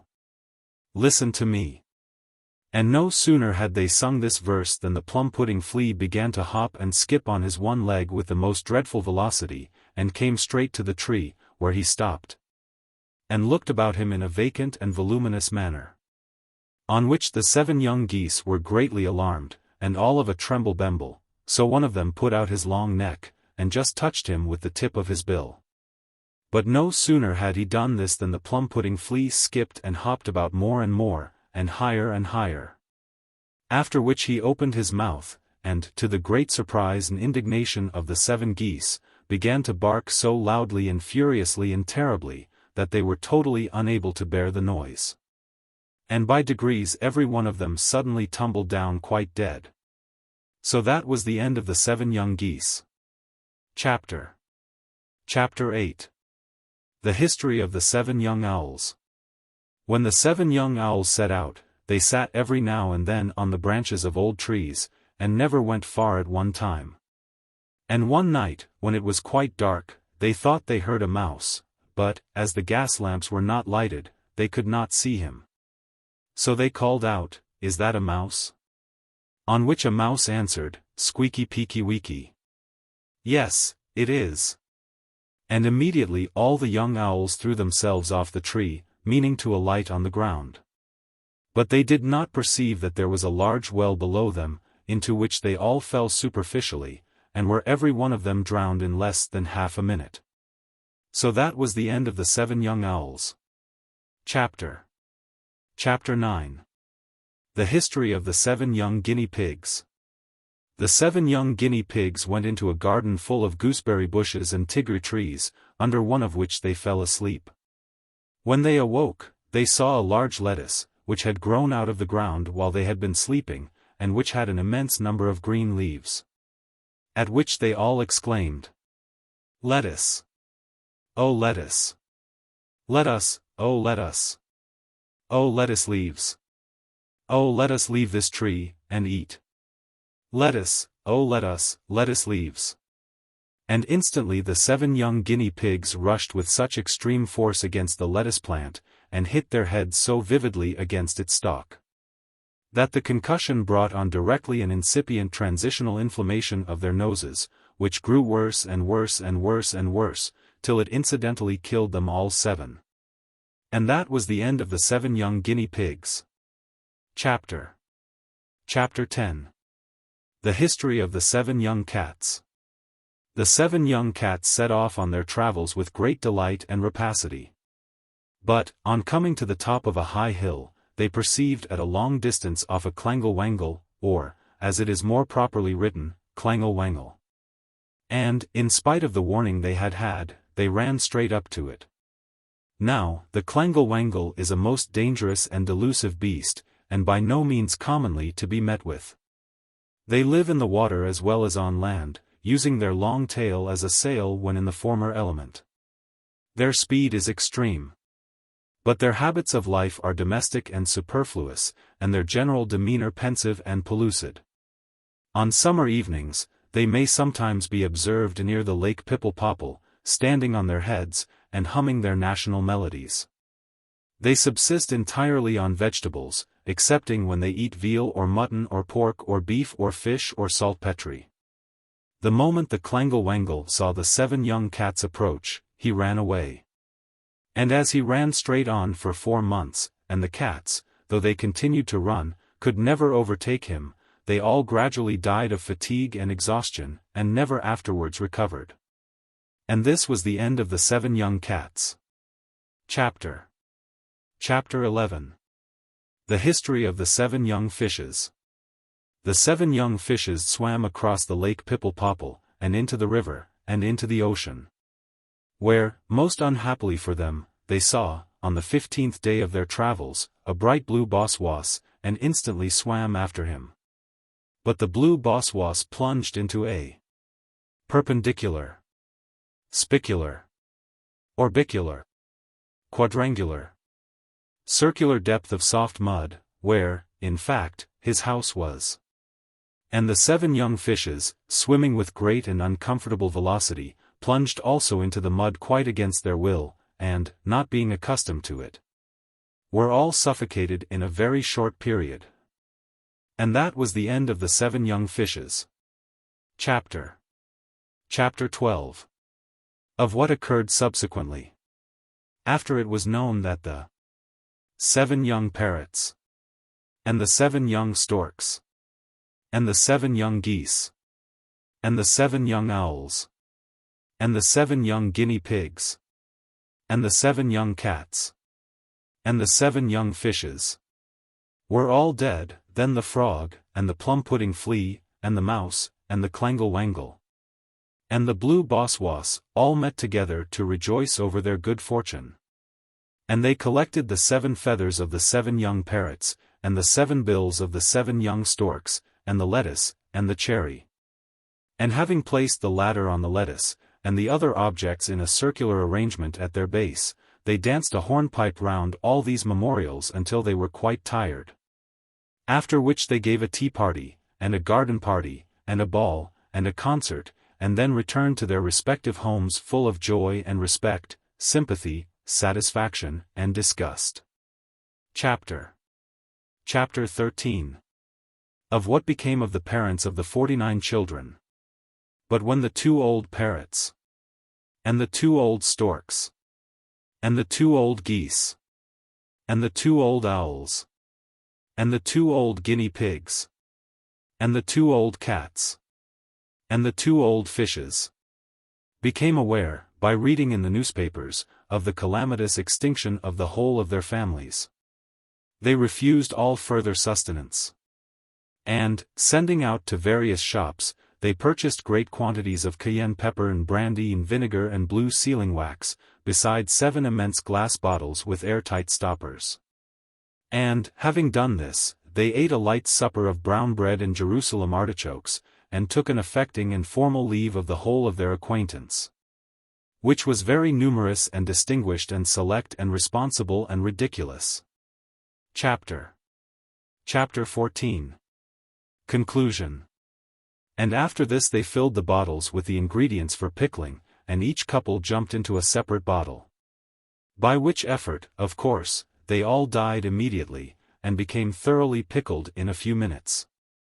Having previously made their wills, by the assistance of the most eminent lawyers of the district, in which they left strict orders that the stoppers of the 7 bottles should be carefully sealed up with the blue sealing wax they had purchased, and that they themselves, in the bottles, should be presented to the principal museum of the city of Tosh, to be labeled with parchment or any other anti-congenial succedaneum, and to be placed on a marble table with silver gilt legs, for the daily inspection and contemplation, and for the perpetual benefit, of the pusillanimous public. And if you ever happen to go to Gramble Blamble, and visit that museum in the city of Tosh, look for them on the 98th table in the 427th room of the right-hand corridor of the left wing of the central quadrangle of that magnificent building. For, if you do not, you certainly will not see them. Nonsense Cookery. Extract from the Nonsense Gazette, for August, 1870. Our readers will be interested in the following communications from our valued and learned contributor, Prof. Bosch, whose labors in the fields of culinary and botanical science are so well known to all the world. The first 3 articles richly merit to be added to the domestic cookery of every family. Those which follow claim the attention of all botanists, and we are happy to be able, through Dr.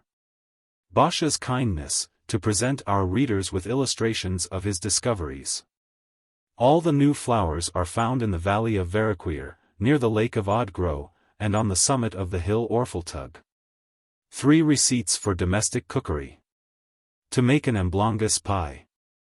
Take 4 pounds, say 4½ pounds, of fresh amblonguses, and put them in a small pipkin. Cover them with water, and boil them for 8 hours incessantly, after which add 2 pints of new milk, and proceed to boil for 4 hours more. When you have ascertained that the amblonguses are quite soft, take them out, and place them in a wide pan, taking care to shake them well previously. Grate some nutmeg over the surface, and cover them carefully with powdered gingerbread, curry powder, and a sufficient quantity of cayenne pepper. Remove the pan into the next room, and place it on the floor. Bring it back again, and let it simmer for 3/4 of an hour.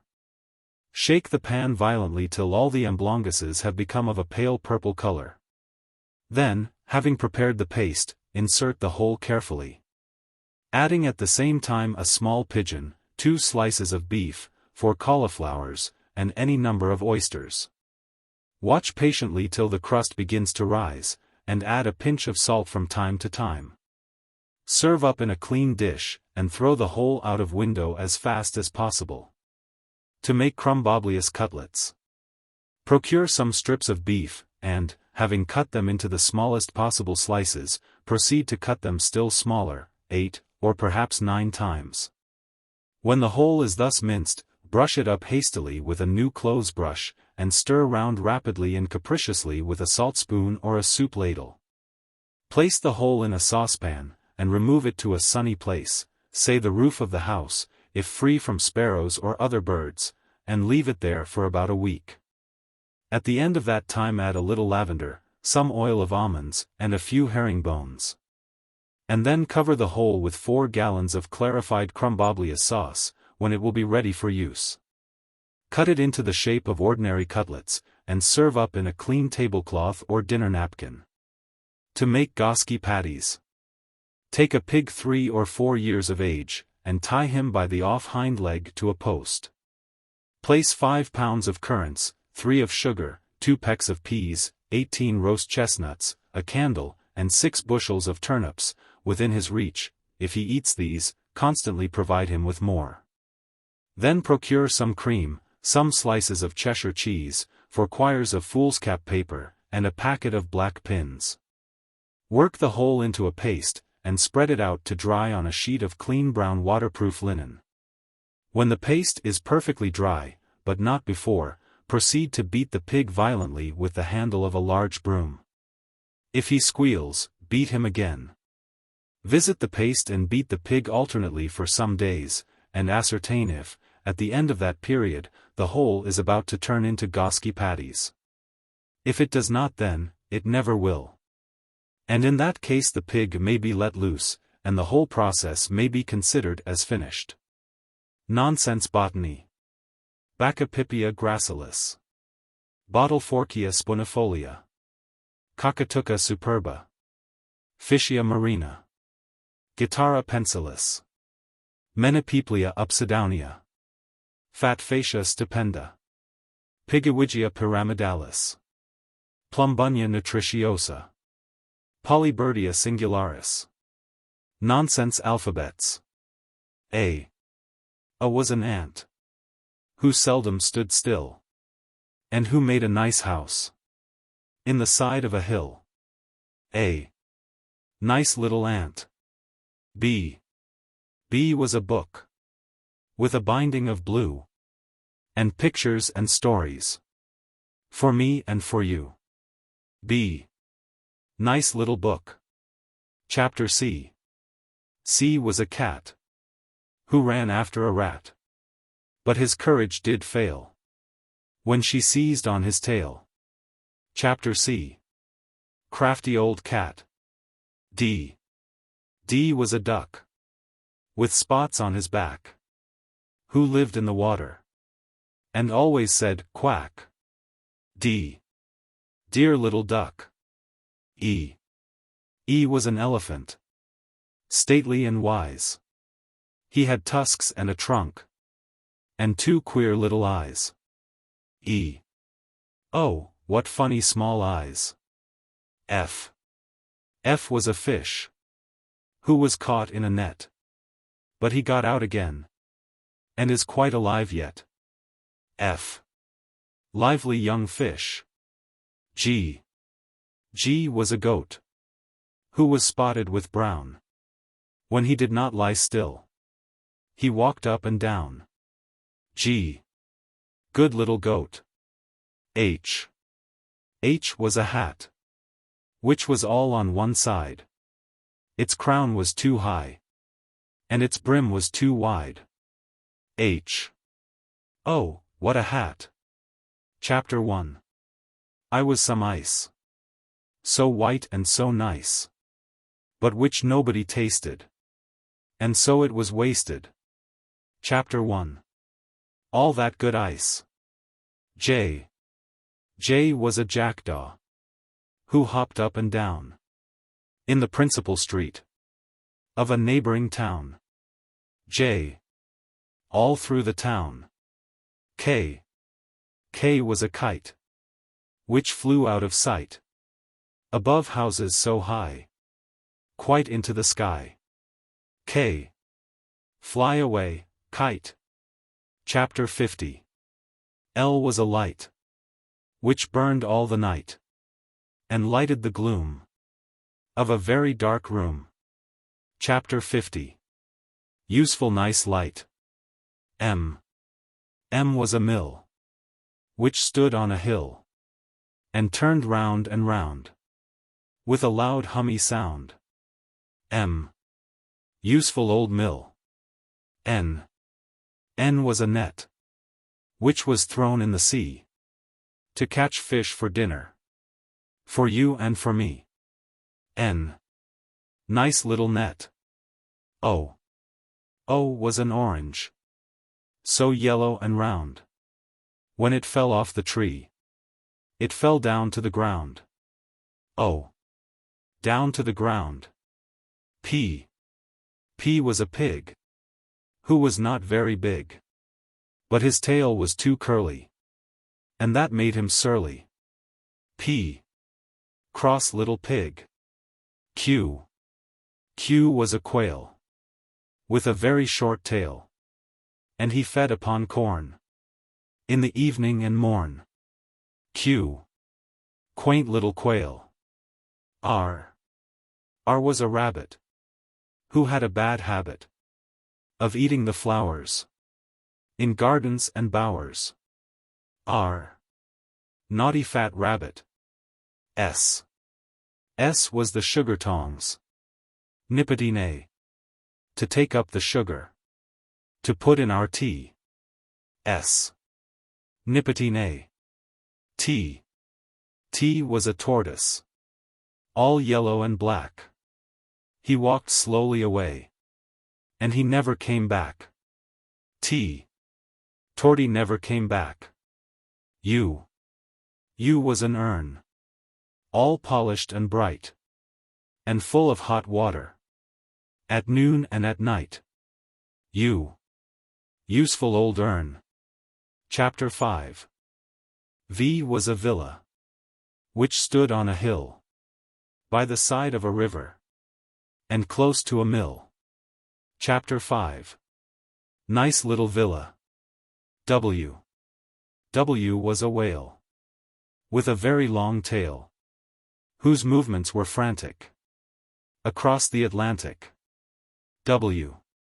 Monstrous old whale. Chapter 10.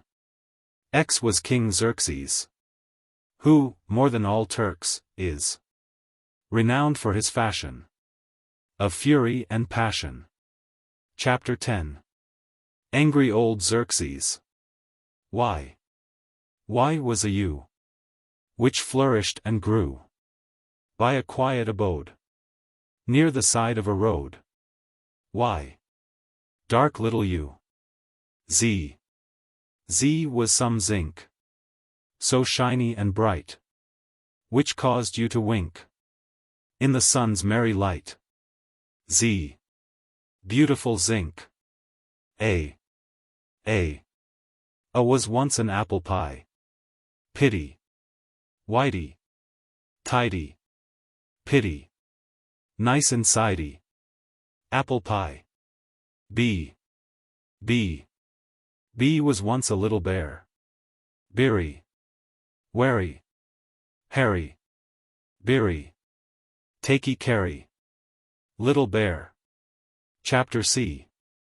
Chapter C. C was once a little cake. Cakey. Bakey. Makey. Cakey. Takey cakey. Little cake. D. D.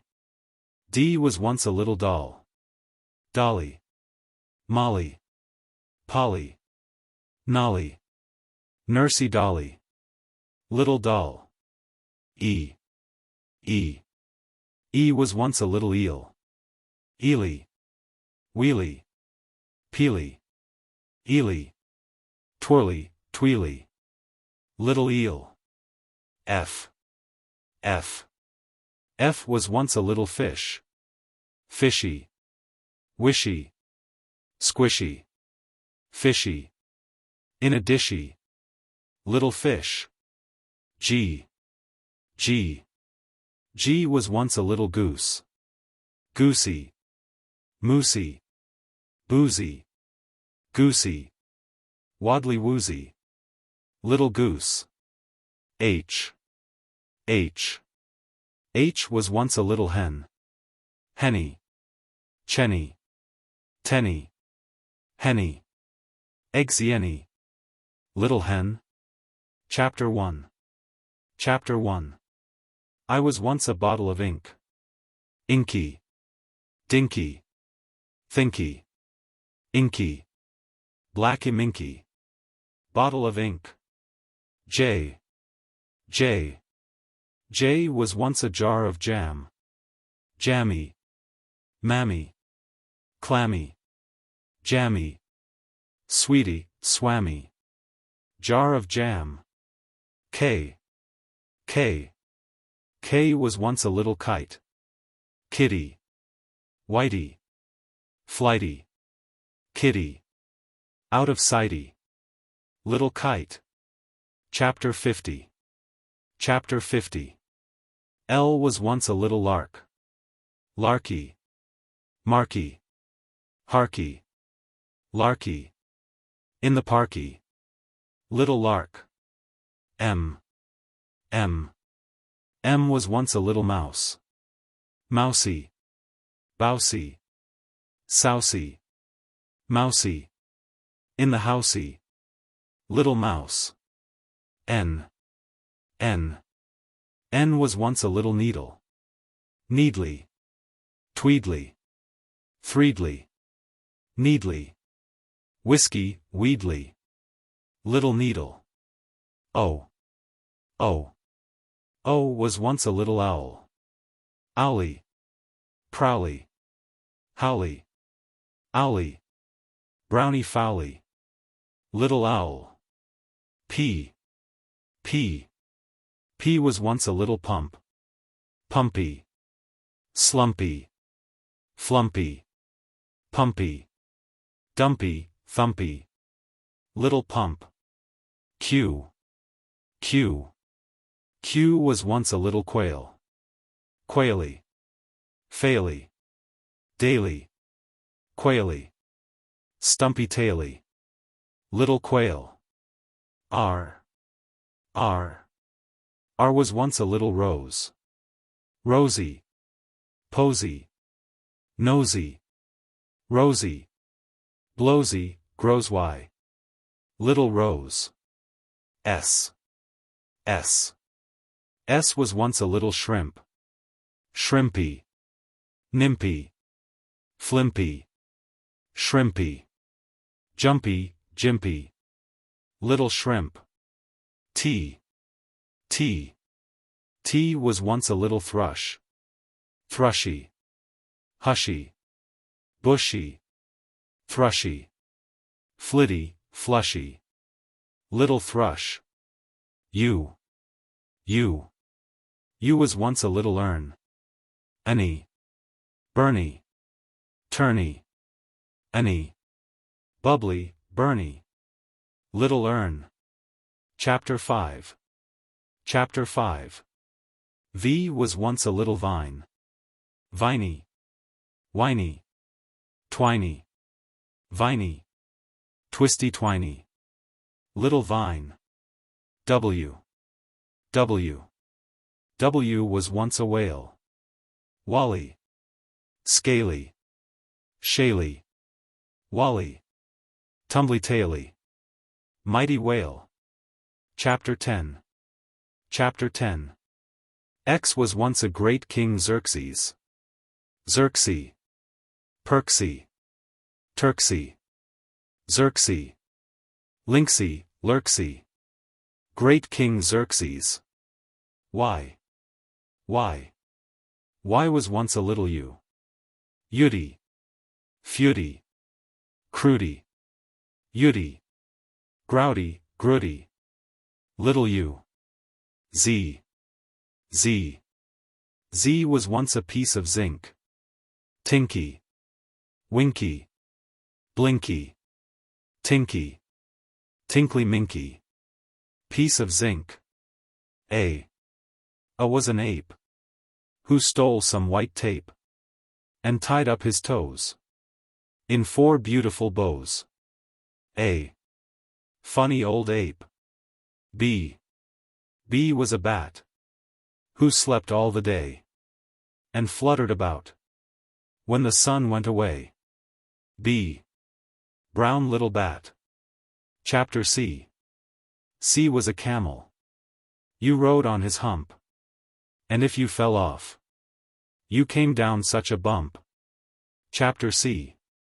What a high camel. D. D was a dove.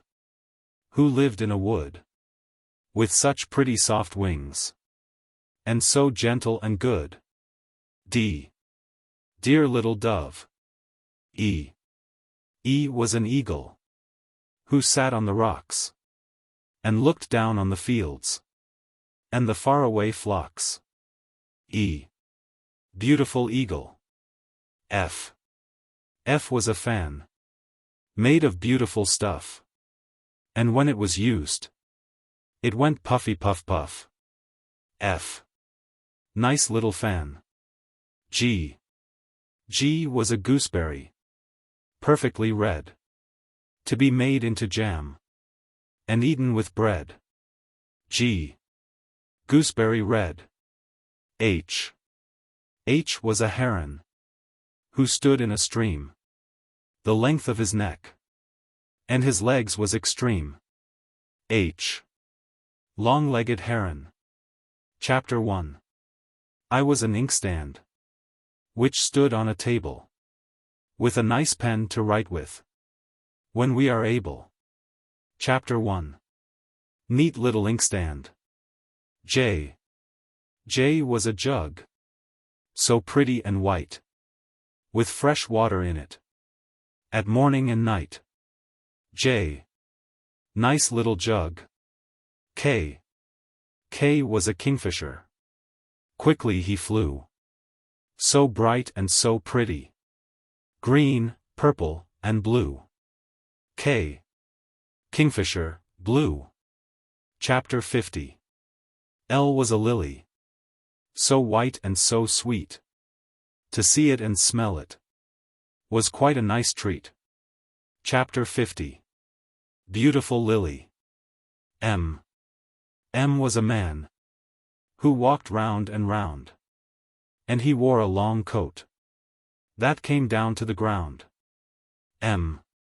Funny old man. N. N was a nut. So smooth and so brown. And when it was ripe, it fell tumble-dum down. N. Nice little nut. O. O was an oyster who lived in his shell. If you let him alone, he felt perfectly well. O. Open-mouthed oyster. P. P was a polly. All red, blue, and green. The most beautiful polly that ever was seen. P. Poor little Polly. Q. Q was a quill made into a pen. But I do not know where. And I cannot say when. Q. Nice little quill. R. R was a rattlesnake. Rolled up so tight.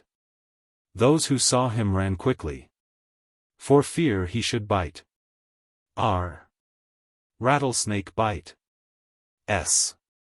S was a screw. To screw down a box. And then it was fastened without any locks. S. Valuable screw. T. T was a thimble of silver so bright. When placed on the finger, it fitted so tight. T. Nice little thimble. U. U was an upper coat, woolly and warm, to wear over all, in the snow or the storm. U. What a nice upper coat. Chapter 5. V was a veil, with a border upon it, and a ribbon to tie it, all round a pink bonnet. Chapter 5. Pretty green veil. W. W was a watch, where, in letters of gold, the hour of the day you might always behold. W. Beautiful watch. Chapter 10. X was King Xerxes, who wore on his head a mighty large turban, green, yellow, and red. Chapter 10. Look at King Xerxes. Y. Y was a yak from the land of Tibet. Except his white tail, he was all black as jet. Y. Look at the yak. Z. Z was a zebra, all striped white and black. And if he were tame, you might ride on his back. Z. Pretty striped zebra. More nonsense pictures, rhymes, botany, etc. Introduction. In offering this little book, the third of its kind, to the public, I am glad to take the opportunity of recording the pleasure I have received at the appreciation its predecessors have met with, as attested by their wide circulation, and by the universally kind notices of them from the press. To have been the means of administering innocent mirth to thousands, may surely be a just motive for satisfaction, and an excuse for grateful expression. At the same time, I am desirous of adding a few words as to the history of the two previously published volumes, and more particularly of the first or original book of nonsense, relating to which many absurd reports have crept into circulation, such as that it was the composition of the late Lord Brougham, the late Earl of Derby, etc. That the rhymes and pictures are by different persons, or that the whole have a symbolical meaning, etc. Whereas, every one of the rhymes was composed by myself, and every one of the illustrations drawn by my own hand at the time the verses were made. Moreover, in no portion of these nonsense drawings have I ever allowed any caricature of private or public persons to appear, and throughout More care than might be supposed has been given to make the subjects incapable of misinterpretation, nonsense, pure and absolute, having been my aim throughout. As for the persistently absurd report of the late Earl of Derby being the author of the first book of nonsense, I may relate an incident which occurred to me 4 summers ago. The first that gave me any insight into the origin of the rumor.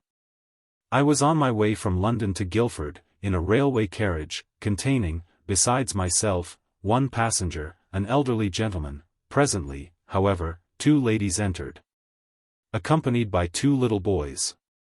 These, who had just had a copy of the book of nonsense given them, were loud in their delight, and by degrees infected the whole party with their mirth. "How grateful," said the old gentleman to the 2 ladies, "all children, and parents too, ought to be to the statesman who has given his time to composing that charming book." The ladies looked puzzled, as indeed was I, the author. "Do you not know who is the writer of it?" asked the gentleman. "The name is Edward Lear," said one of the ladies. "Ah," said the first speaker, "so it is printed, but that is only a whim of the real author, the Earl of Derby. Edward is his Christian name, and, as you may see, Lear is only Earl transposed." "But," said the lady, doubtingly, "here is a dedication to the great-grandchildren, grandnephews, and grandnieces of Edward, 13th Earl of Derby, by the author, Edward Lear." "That," replied the other, "is simply a piece of mystification. I am in a position to know that the whole book was composed and illustrated by Lord Derby himself. In fact, there is no such a person at all as Edward Lear." "Yet," said the other lady, "some friends of mine tell me they know Mr. Lear." "Quite a mistake." "Completely a mistake," said the old gentleman, becoming rather angry at the contradiction. "I am well aware of what I am saying. I can inform you, no such a person as Edward Lear exists." Hitherto I had kept silence. But as my hat was, as well as my handkerchief and stick, largely marked inside with my name, and as I happened to have in my pocket several letters addressed to me, the temptation was too great to resist. So, flashing all these articles at once on my would-be extinguisher's attention, I speedily reduced him to silence. The second volume of nonsense, commencing with the verses, "The Owl and the Pussycat," was written at different times, and for different sets of children, the whole being collected in the course of last year, were then illustrated, and published in a single volume, by Mr. R. J. Bush, of 32 Charing Cross. The contents of the third or present volume were made also at different intervals in the last 2 years. Long years ago, in days when much of my time was passed in a country house, where children and mirth abounded, the lines beginning, "There was an old man of Tobago," were suggested to me by a valued friend, as a form of verse lending itself to limitless variety for rhymes and pictures. And thenceforth the greater part of the original drawings and verses for the first book of nonsense were struck off with a pen. No assistance ever having been given me in any way but that of uproarious delight and welcome at the appearance of every new absurdity. Most of these drawings and rhymes were transferred to lithographic stones in the year 1846, and were then first published by Mr. Thomas Maclean, of the Haymarket. But that edition having been soon exhausted, and the call for the book of nonsense continuing, I added a considerable number of subjects to those previously published. And having caused the whole to be carefully reproduced in woodcuts by Messrs. Dalzell, I disposed of the copyright to Messrs. Routledge and Warne, by whom the volume was published in 1843. Edward Lear. Villa Emily, San Remo. August, 1871. Nonsense Botany. Barkia Halalaudia. Encopia Chicobidia.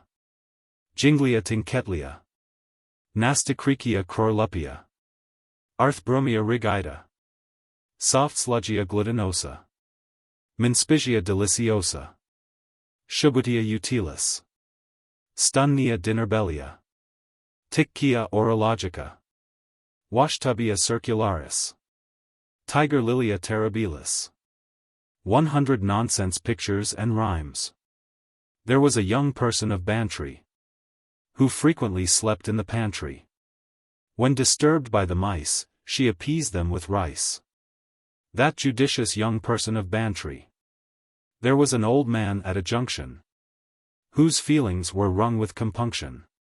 When they said, "The train's gone," he exclaimed, "How forlorn!" but remained on the rails of the junction. There was an old person of Manidi, who purchased 590 large apples and pears, which he threw unawares at the heads of the people of Manidi. There was an old man of Thermopylae, who never did anything properly. But they said, "If you choose to boil eggs in your shoes, you shall never remain in Thermopylae." There was an old person of Deal, who in walking used only his heel. When they said, "Tell us why," he made no reply. That mysterious old person of Deal. There was an old man on the Humber, who dined on a cake of burnt umber. When he said, "It's enough," they only said, "Stuff." You amazing old man on the Humber. There was an old man in a barge, whose nose was exceedingly large. But in fishing by night, it supported a light, which helped that old man in a barge. There was an old man of Dunrose. A parrot seized hold of his nose. When he grew melancholy, they said, "His name's Polly," which soothed that old man of Dunrose. There was an old man of Toulouse, who purchased a new pair of shoes. When they asked, "Are they pleasant?" he said, "Not at present." That turbid old man of Toulouse. There was an old person of Brie, who frequented the depths of the sea. She nuzzed the small fishes, and washed all the dishes, and swam back again into Brie. There was an old person of Bromley, whose ways were not cheerful or comely. He sat in the dust, eating spiders and crust. That unpleasing old person of Bromley. There was an old person of Shields, who frequented the valleys and fields. All the mice and the cats, and the snakes and the rats, followed after that person of Shields. There was an old man of Dunluce, who went out to sea on a goose. When he'd gone out a mile, he observed with a smile, "It is time to return to Dunluce." There was an old man of Deeside, whose hat was exceedingly wide. But he said, "Do not fail, if it happen to hail, to come under my hat at Deeside." There was an old person in black. A grasshopper jumped on his back. When it chirped in his ear, he was smitten with fear. That helpless old person in black. There was an old man of the Dargle, who purchased 6 barrels of gargle. For he said, "I'll sit still, and will roll them downhill for the fish in the depths of the Dargle."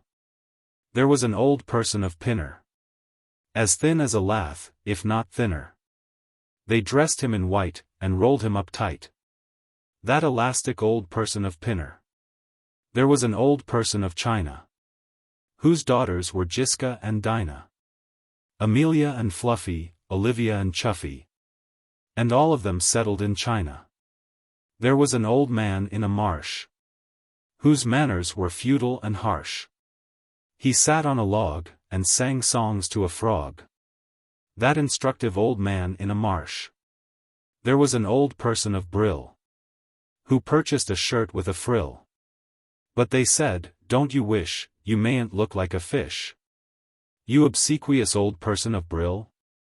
There was an old person of Wick, who said, "Tick-a-tick, tick-a-tick, chickabee, chickabaw," and he said nothing more. That laconic old person of Wick. There was an old man at a station, who made a promiscuous oration. But they said, "Take some snuff, you have talked quite enough, you afflicting old man at a station." There was an old man of 3 bridges, whose mind was distracted by midges. He sat on a wheel, eating underdone veal, which relieved that old man of 3 bridges. There was an old man of Hong Kong, who never did anything wrong. He lay on his back, with his head in a sack. That innocuous old man of Hong Kong.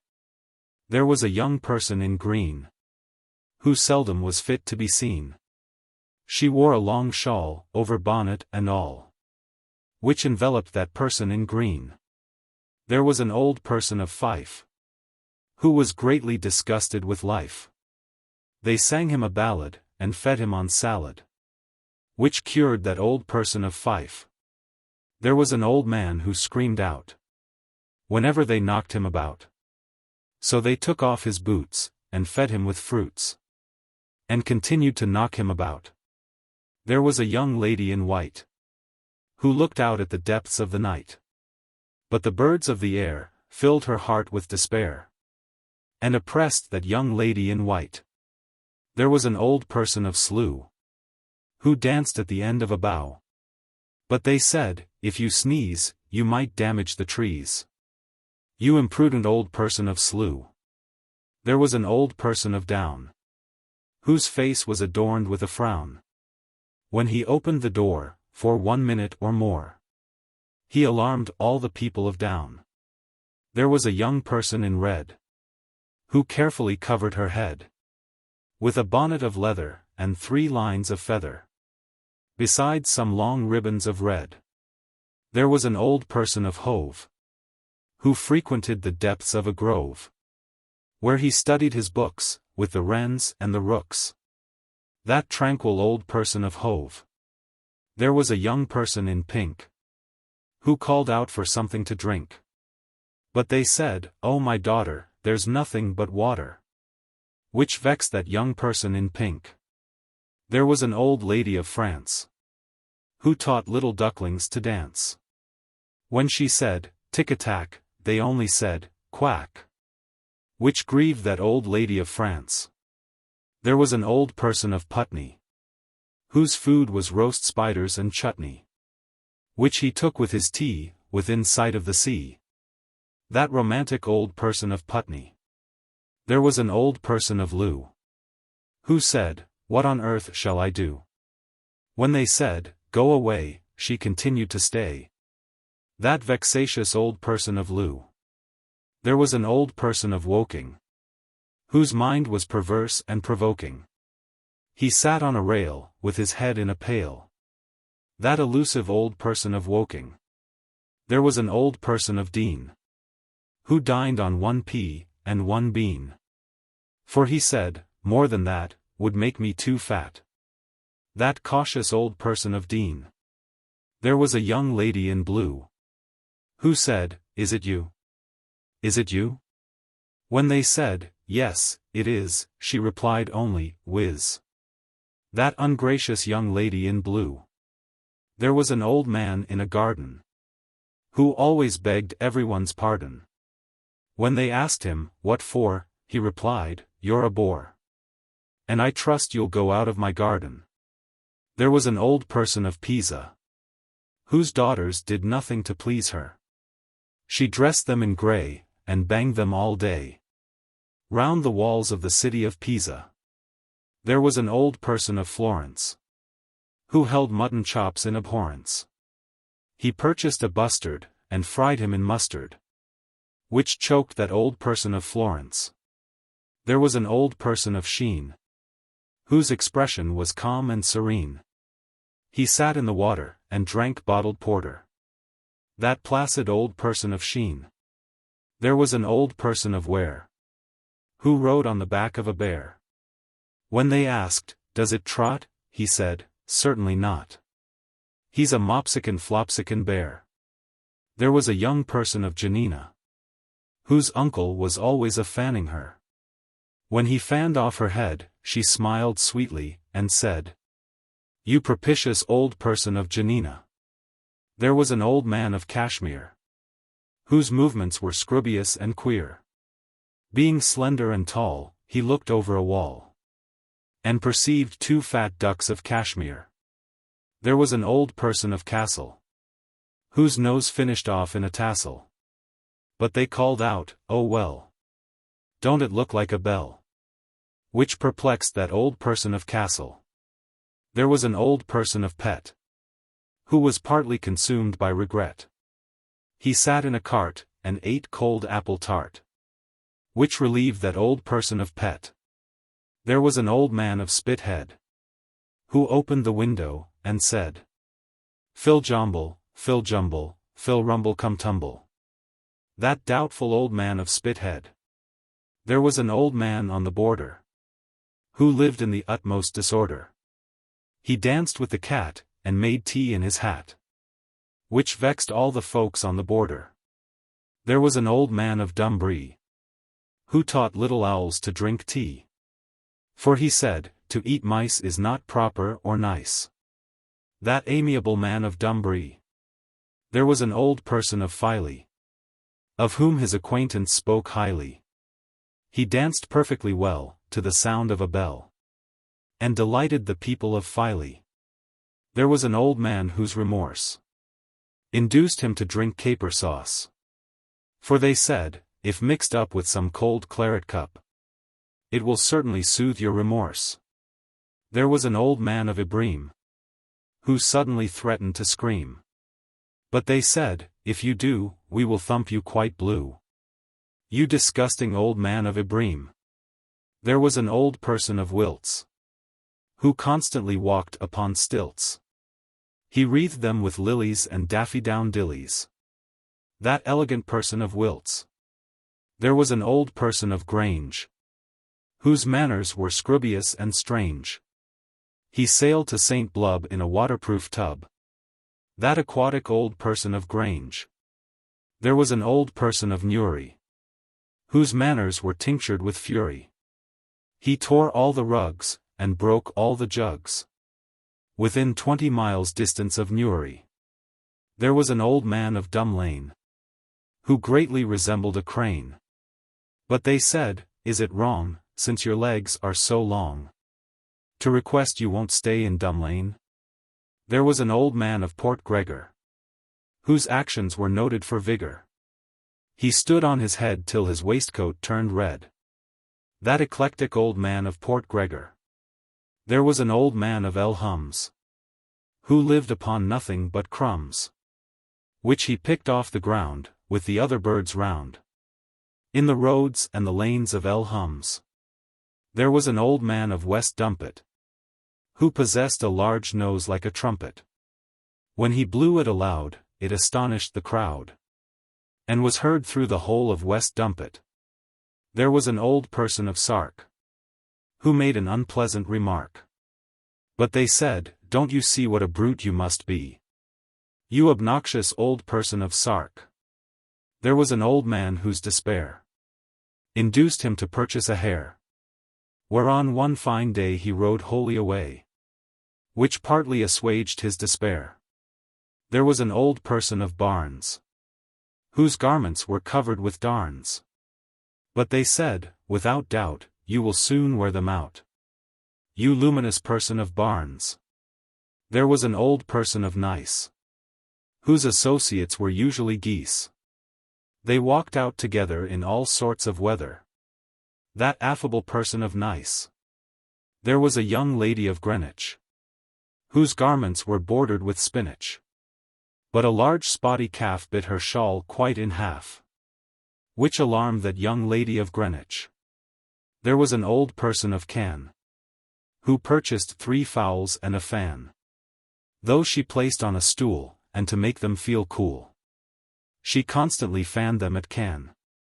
There was an old person of Ickley, who could not abide to ride quickly. He rode to Carnac on a tortoise's back. That moony old person of Ickley. There was an old person of Hyde, who walked by the shore with his bride, till a crab who came near filled their bosoms with fear. And they said, would we'd never left Hyde. There was an old person in grey, whose feelings were tinged with dismay. She purchased 2 parrots, and fed them with carrots, which pleased that old person in grey. There was an old man of Ancona, who found a small dog with no owner, which he took up and down all the streets of the town. That anxious old man of Ancona.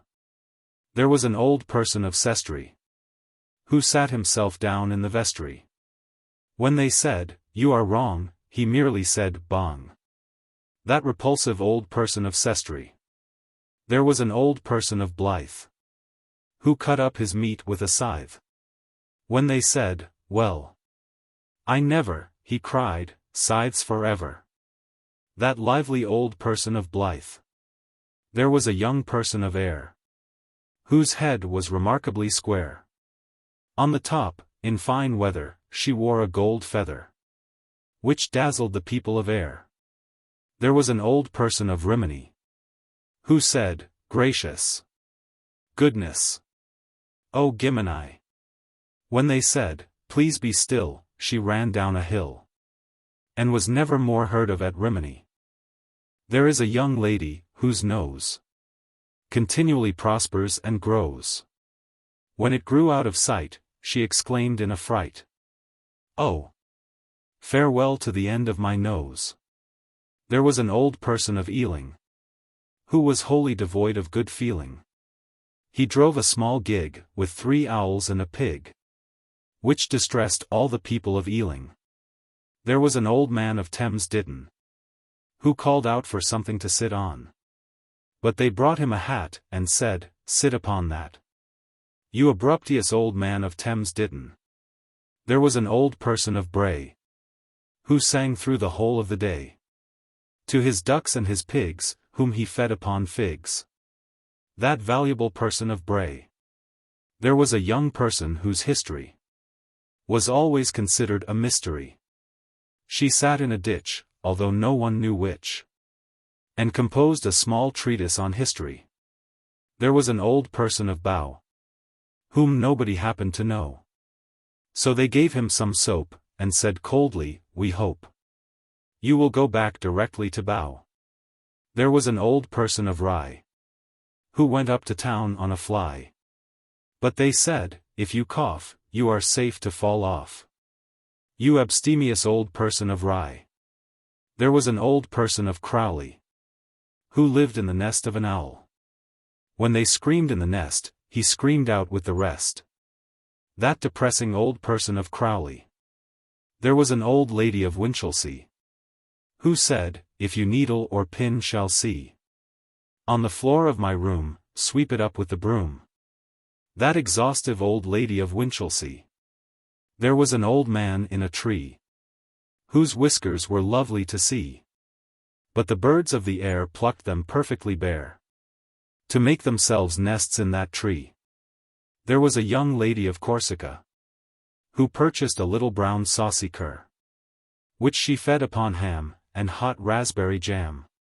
That expensive young lady of Corsica. There was a young lady of Firle, whose hair was addicted to curl. It curled up a tree, and all over the sea. That expansive young lady of Firle. There was an old person of Stroud, who was horribly jammed in a crowd. Some she slew with a kick, some she scrunched with a stick. That impulsive old person of Stroud. There was an old man of Bullock, who sat on a crocodile's back. But they said, "Tordies the night he may probably bite," which might vex you, old man of Bullock. There was an old person of Skye, who waltzed with a bluebottle fly. They buzzed a sweet tune, to the light of the moon, and entranced all the people of Skye. There was an old man of Blackheath, whose head was adorned with a wreath of lobsters and spice, pickled onions and mice. That uncommon old man of Blackheath. There was an old man, who when little, fell casually into a kettle. But, growing too stout, he could never get out. So he passed all his life in that kettle. There was an old person of Dundalk, who tried to teach fishes to walk. When they tumbled down dead, he grew weary, and said, "I had better go back to Dundalk." There was an old person of Shoreham, whose habits were marked by decorum. He bought an umbrella, and sat in the cellar, which pleased all the people of Shoreham. There was an old person of Bar, who passed all her life in a jar, which she painted pea green, to appear more serene. That placid old person of Bar. There was a young person of Kew, whose virtues and vices were few. But with blamable haste she devoured some hot paste, which destroyed that young person of Q. There was an old person of Jod, whose ways were perplexing and odd. She purchased a whistle, and sat on a thistle, and squeaked to the people of Jod. There was an old person of Bude, whose deportment was vicious and crude. He wore a large ruff of pale straw-colored stuff, which perplexed all the people of Bude.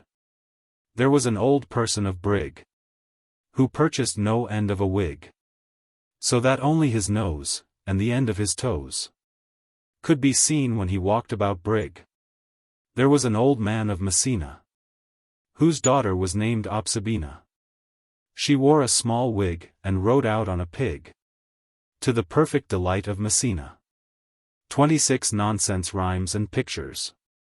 The absolutely abstemious ass, who resided in a barrel, and only lived on soda water and pickled cucumbers. The bountiful beetle, who always carried a green umbrella when it didn't rain, and left it at home when it did. The comfortable confidential cow, who sat in her red morocco armchair and toasted her own bread at the parlor fire. The Delamphius duck, who caught spotted frogs for her dinner with a runcible spoon.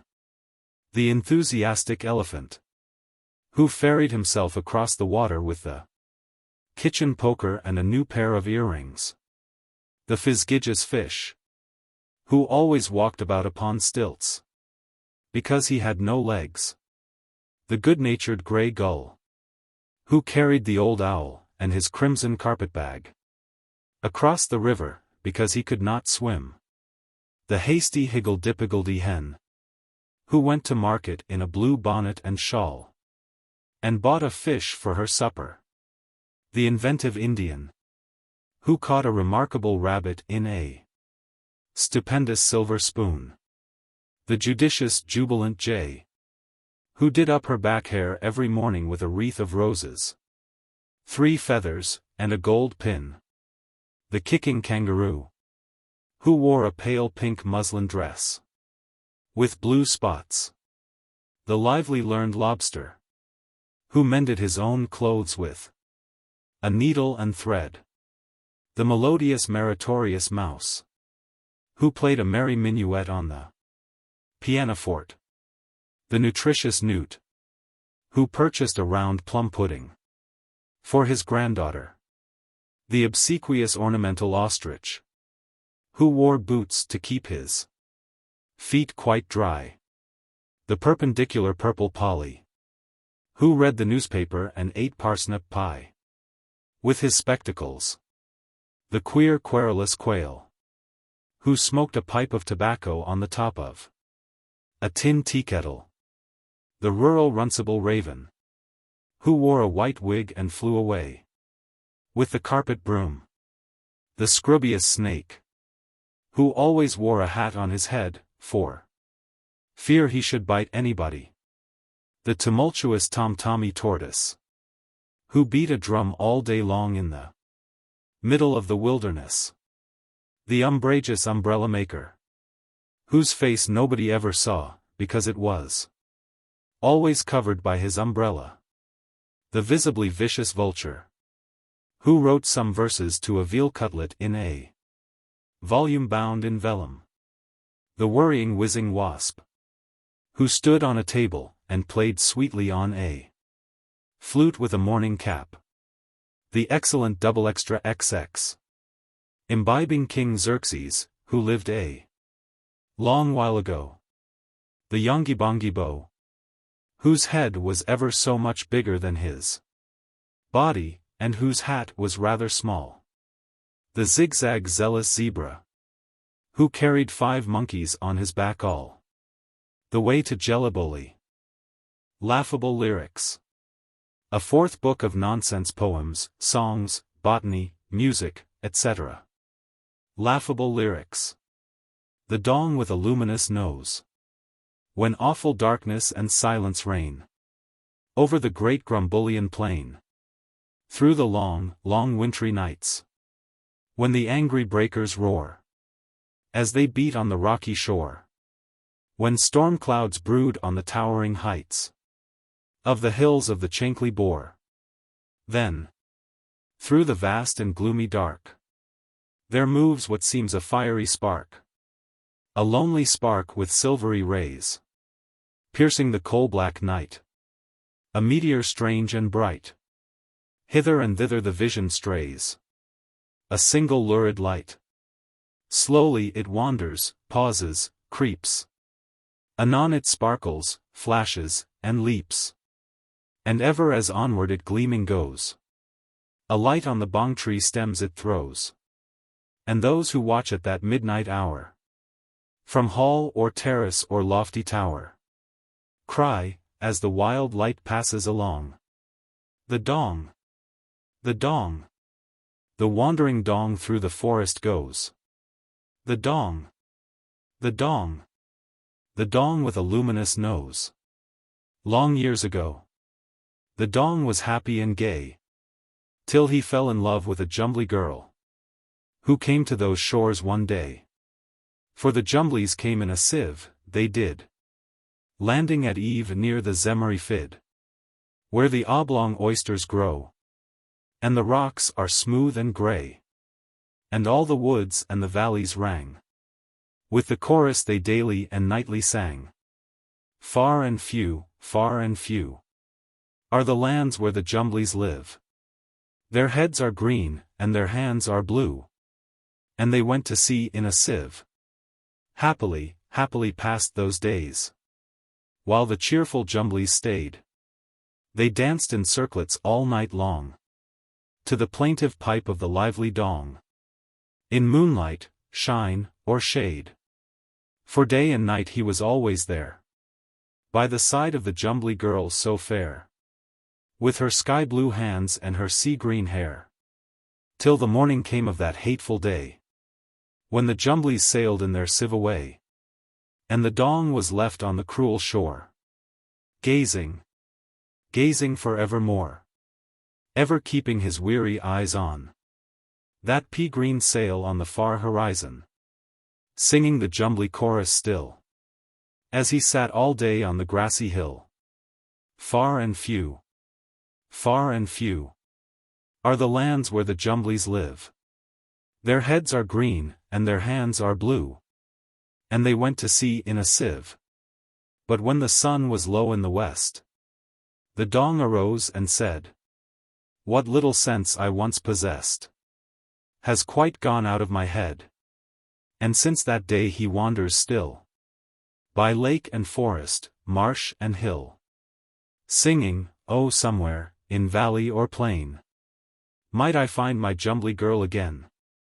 Forever I'll seek by lake and shore, till I find my Jumbly girl once more, playing a pipe with silvery squeaks." Since then his Jumbly girl he seeks, and because by night he could not see, he gathered the bark of the twangum tree, on the flowery plain that grows, and he wove him a wondrous nose. A nose as strange as a nose could be, of vast proportions and painted red, and tied with cords to the back of his head. In a hollow rounded space it ended, with a luminous lamp within suspended, all fenced about with a bandage stout, to prevent the wind from blowing it out, and with holes all round to send the light in gleaming rays on the dismal night. And now each night, and all night long, over those plains still roams the dong, and above the wail of the chimp and snipe, you may hear the squeak of his plaintive pipe, while ever he seeks, but seeks in vain, to meet with his Jumbly girl again. Lonely and wild, all night he goes, the dong with a luminous nose, and all who watch at the midnight hour, from hall or terrace or lofty tower, cry, as they trace the meteor bright, moving along through the dreary night. This is the hour when forth he goes, the dong with a luminous nose. Yonder, over the plain he goes. He goes. He goes. The dong with a luminous nose. The two old bachelors, Two old bachelors were living in one house. One caught a muffin, the other caught a mouse. Said he who caught the muffin to him who caught the mouse, "This happens just in time, for we've nothing in the house, save a tiny slice of lemon and a teaspoonful of honey. And what to do for dinner, since we haven't any money? And what can we expect if we haven't any dinner? But to lose our teeth and eyelashes and keep on growing thinner?" Said he who caught the mouse to him who caught the muffin, "We might cook this little mouse, if we only had some stuffin'. If we had but sage and onion we could do extremely well. But how to get that stuffin', it is difficult to tell." Those two old bachelors ran quickly to the town, and asked for sage and onion as they wandered up and down. They borrowed 2 large onions, but no sage was to be found in the shops, or in the market, or in all the gardens round. But someone said, "A hill there is, a little to the north, and to its perpendicular top a narrow way leads forth. And there among the rugged rocks abides an ancient sage, an earnest man, who reads all day a most perplexing page. Climb up, and seize him by the toes, all studious as he sits, and pull him down, and chop him into endless little bits. Then mix him with your onion, cut up likewise into scraps. When your stuffin' will be ready, and very good, perhaps." Those two old bachelors without loss of time the nearly perpendicular crags at once began to climb. And at the top, among the rocks, all seated in a nook, they saw that sage a reading of a most enormous book. "You earnest sage," aloud they cried, "your book you've read enough in. We wish to chop you into bits to mix you into stuffin'." But that old sage looked calmly up, and with his awful book, at those two bachelors' bald heads a certain aim he took. And over crag and precipice they rolled promiscuous down. At once they rolled, and never stopped in lane or field or town. And when they reached their house, they found, besides their want of stuffin', the mouse had fled, and, previously, had eaten up the muffin. They left their home in silence by the once convivial door. And from that hour those bachelors were never heard of more. The Pelicans. The Pelican Chorus. King and queen of the pelicans we. No other bird so grand we see. None but we have feet like fins, with lovely leathery throats and chins. Plofskin, Pluffskin, Pelican G. We think no birds so happy as we. Plumpskin, Ploshkin, Pelican Jill. We think so then, and we thought so still. We live on the Nile. The Nile we love. By night we sleep on the cliffs above. By day we fish, and at eve we stand on long bare islands of yellow sand. And when the sun sinks slowly down, and the great rock walls grow dark and brown, where the purple river rolls fast and dim, and the ivory ibis star-like skim, wing to wing we dance around, stamping our feet with a flumpy sound, opening our mouths as pelicans ought. And this is the song we nightly snort. Plofskin, Pluffskin, Pelican G. We think no birds so happy as we. Plumpskin, Ploshkin, Pelican Jill. We think so then, and we thought so still. Last year came out our daughter Dell, and all the birds received her well. To do her honor a feast we made, for every bird that can swim or wade. Herons and gulls, and cormorants black, cranes, and flamingos with scarlet back, plovers and storks, and geese in clouds, swans and mulberry ducks in crowds. Thousands of birds in wondrous flight. They ate and drank and danced all night. And echoing back from the rocks you heard multitude echoes from bird and bird. Plofskin, Pluffskin, Pelican G. We think no birds so happy as we. Plumpskin, Ploshkin, Pelican Jill. We think so then, and we thought so still. Yes, they came. And among the rest, The king of the cranes all grandly dressed. Such a lovely tail. Its feathers float between the ends of his blue dress coat. With pea-green trousers all so neat. And a delicate frill to hide his feet. For though no one speaks of it, everyone knows. He has got no webs between his toes. As soon as he saw our daughter Dell, in violent love that crane king fell. On seeing her waddling form so fair, with a wreath of shrimps in her short white hair. And before the end of the next long day, our Dell had given her heart away. For the king of the cranes had won that heart. With a crocodile's egg and a large fish tart. She vowed to marry the king of the cranes, leaving the Nile for stranger plains. And away they flew in a gathering crowd of endless birds in a lengthening cloud. Plofskin, Pluffskin, Pelican G. We think no birds so happy as we. Plumpskin, Ploshkin, Pelican Jill. We think so then, and we thought so still. And far away in the twilight sky, we heard them singing a lessening cry. Farther and farther, till out of sight. And we stood alone in the silent night. Often since, in the nights of June, we sit on the sand and watch the moon. She has gone to the great Grumbolian plain. And we probably never shall meet again. Oft, in the long still nights of June, we sit on the rocks and watch the moon. She dwells by the streams of the Chankly Bore. And we probably never shall see her more. Plofskin, Pluffskin, Pelican G. We think no birds so happy as we. Plumpskin, Ploshkin, Pelican Jill. We think so then, and we thought so still. Note. The air of this and the following song by Edward Lear, the arrangement for the piano by Professor Pomme, of San Remo, Italy. The Yongi Bongi Bois. The Courtship of the Yongi Bongi Beau. Chapter 1. On the coast of Coromandel, where the early pumpkins blow, in the middle of the woods, lived the Yongi Bongi Beau. 2 old chairs, and half a candle. 1 old jug without a handle. These were all his worldly goods.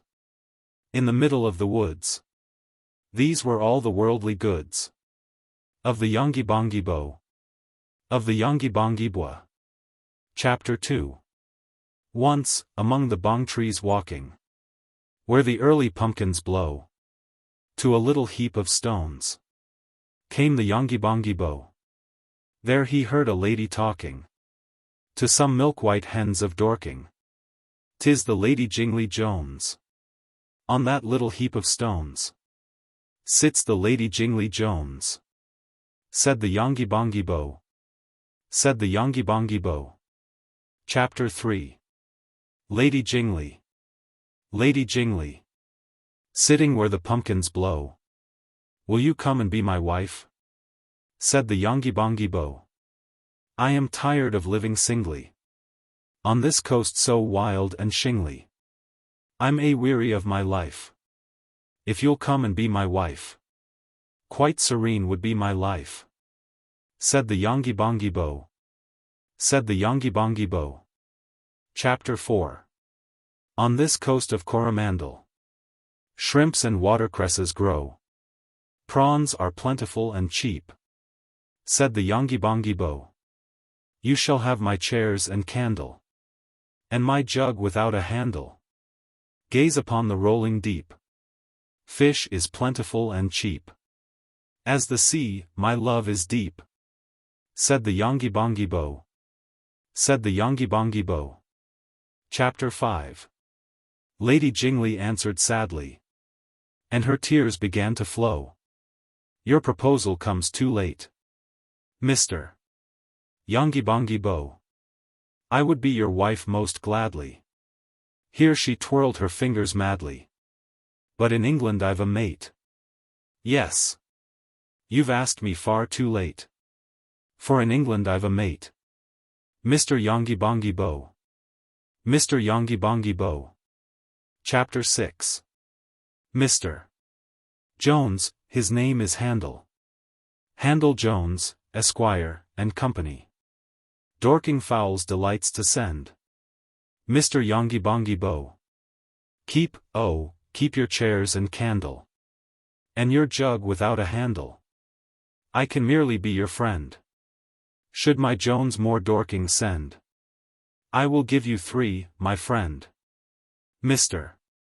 Yongy Bongy Bo. Mr. Yongy Bongy Bo. Chapter 7. Though you've such a tiny body, and your head so large doth grow, though your hat may blow away, Mr. Yongy Bongy Bo. Though you're such a haughty dotty, yet I wish that I could mody. Fy the words I needs must say. Will you please to go away? That is all I have to say. Mr. Yongby Bongy Bo. Mr. Yongy Bongy Bo. Chapter 8. Down the slippery slopes of Myrtle, where the early pumpkins blow, to the calm and silent sea, fled the Yongy Bongy Bo. There, beyond the bay of Girdle, lay a large and lively turtle. You're the cove, he said, for me. On your back beyond the sea, turtle, you shall carry me, said the Yongy Bongy Bo. Said the Yongy Bongy Bo. Chapter 9. Through the silent roaring ocean did the turtle swiftly go, holding fast upon his shell, rode the Yongy Bongy Bo, with a sad primeval motion, towards the sunset isles of Boshen. Still the turtle bore him well, holding fast upon his shell. Lady Jingly Jones, farewell, sang the Yongy Bongy Bo. Sang the Yongy Bongy Bo. Chapter 10. From the coast of Coromandel did that lady never go. On that heap of stones she mourns for the Yongy Bongy Bo. On that coast of Coromandel, in his jug without a handle, still she weeps, and daily moans. On that little heap of stones, to her Dorking hens she moans. For the Yongy Bongy Bo. For the Yongy Bongy Bo. The Pobble who has no toes. Chapter 1. The Pobble who has no toes had once as many as we. When they said, some day you may lose them all, he replied, fish fiddle dee dee. And his Aunt Jabisca made him drink lavender water tinged with pink.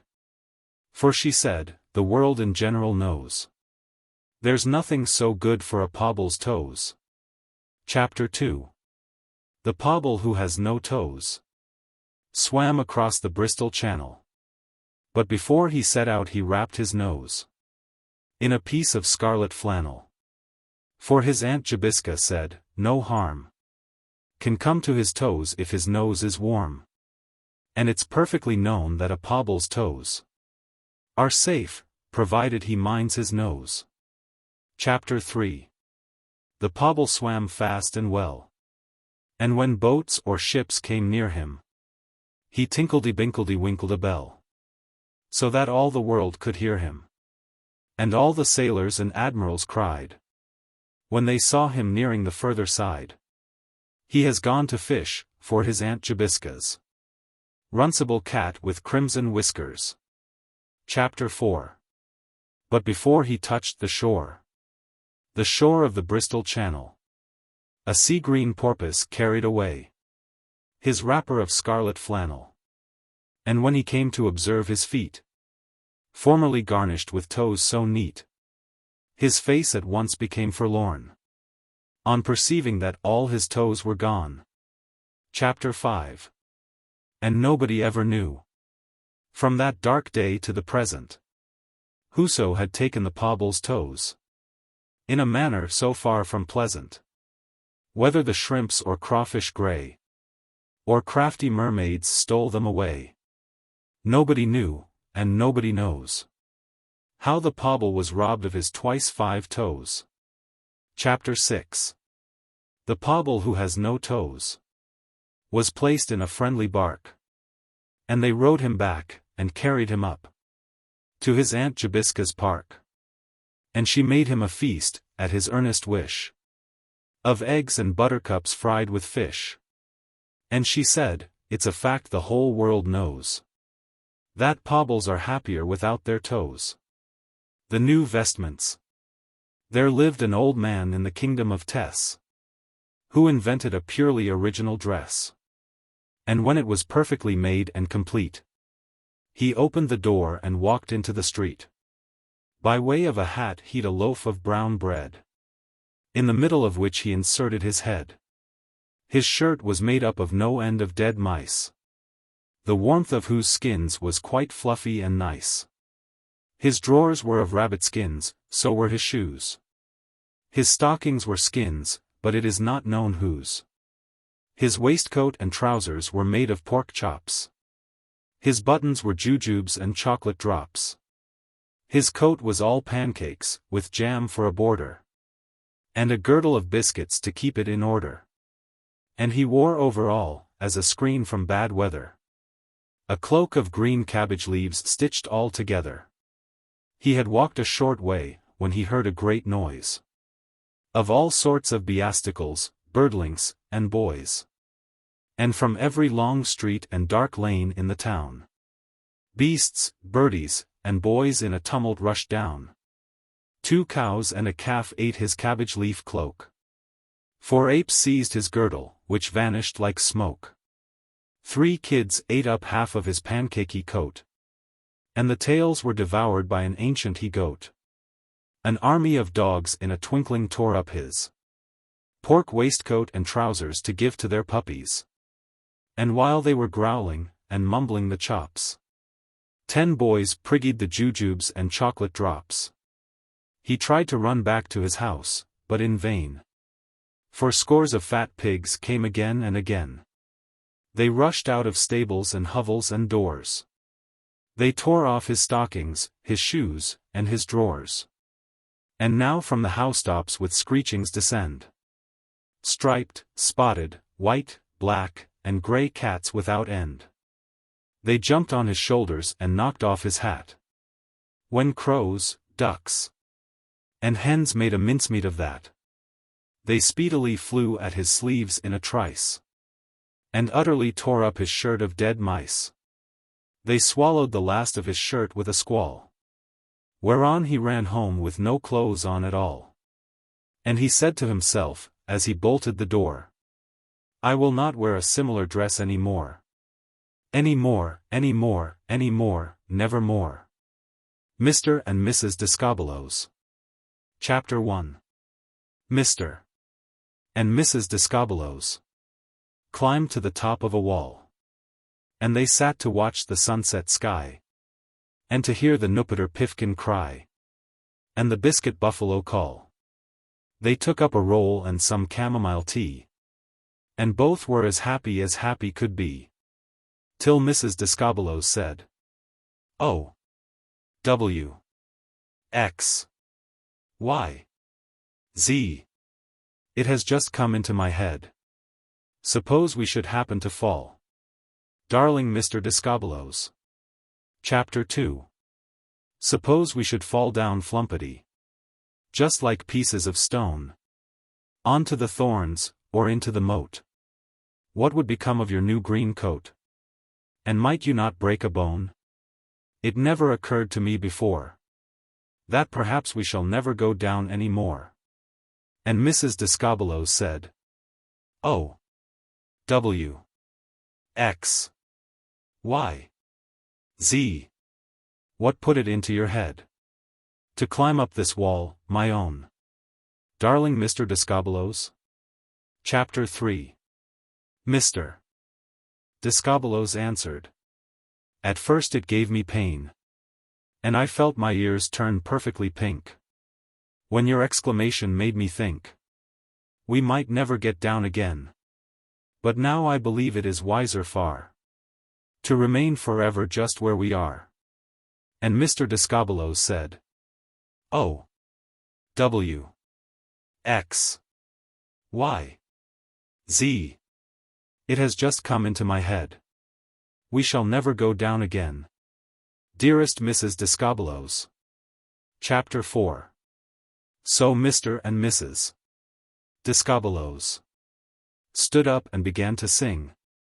Far away from hurry and strife, here we will pass the rest of life. Ding-a-dong, ding-dong, ding. We want no knives nor forks nor chairs, no tables nor carpets nor household cares. From worry of life we've fled. O. W. X. Y. Z. There is no more trouble ahead, sorrow or any such thing, for Mr. and Mrs. Discobolos. The Quangle Wangle's Hat. Chapter 1. On the top of the crumpety tree, the Quangle Wangle sat, but his face you could not see, on account of his beaver hat. For his hat was 102 feet wide, with ribbons and bibbons on every side, and bells, and buttons, and loops, and lace, so that nobody ever could see the face of the Quangle Wangle Quee. Chapter 2. The Quangle Wangle said to himself on the crumpety tree, jam, and jelly, and bread are the best of food for me. But the longer I live on this crumpety tree, the plainer than ever it seems to me that very few people come this way, and that life on the whole is far from gay, said the Quangle Wangle Quee. Chapter 3. But there came to the crumpety tree Mr. and Mrs. Canary, and they said, did ever you see any spot so charmingly airy? May we build a nest on your lovely hat? Mr. Quangle Wangle, grant us that. Oh, please let us come and build a nest of whatever material suits you best. Mr. Quangle Wangle Quee. Chapter 4. And besides, to the crumpety tree came the stork, the duck, and the owl, the snail and the bumblebee, the frog and the fimble fowl, the fimble fowl, with a corkscrew leg. And all of them said, we humbly beg, we may build our homes on your lovely hat. Mr. Quangle Wangle, grant us that. Mr. Quangle Wangle Quee. Chapter 5. And the golden grouse came there, and the pobble who has no toes, and the small Olympian bear, and the dong with a luminous nose, and the blue baboon who played the flute, and the orient calf from the land of Toot, and the addery squash, and the bisky bat, all came and built on the lovely hat of the Quangle Wangle Quee. Chapter 6. And the Quangle Wangle said to himself on the crumpety tree, when all these creatures move, what a wonderful noise there'll be. And at night by the light of the mulberry moon, they dance to the flute of the blue baboon, on the broad green leaves of the crumpety tree. And all were as happy could be, with the Quangle Wangle Quee. The Cummerbund. An Indian Poem. Chapter 1. She sat upon her dobie to watch the evening star, and all the punkahs, as they passed, cried, my, how fair you are. Around her bower, with quivering leaves, the tall kamsumas grew, and kitmutgars in wild festoons hung down from chokies blue. Chapter 2. Below her home the river rolled, with soft melodious sound, where golden fin chuprassies swam, in myriads circling round.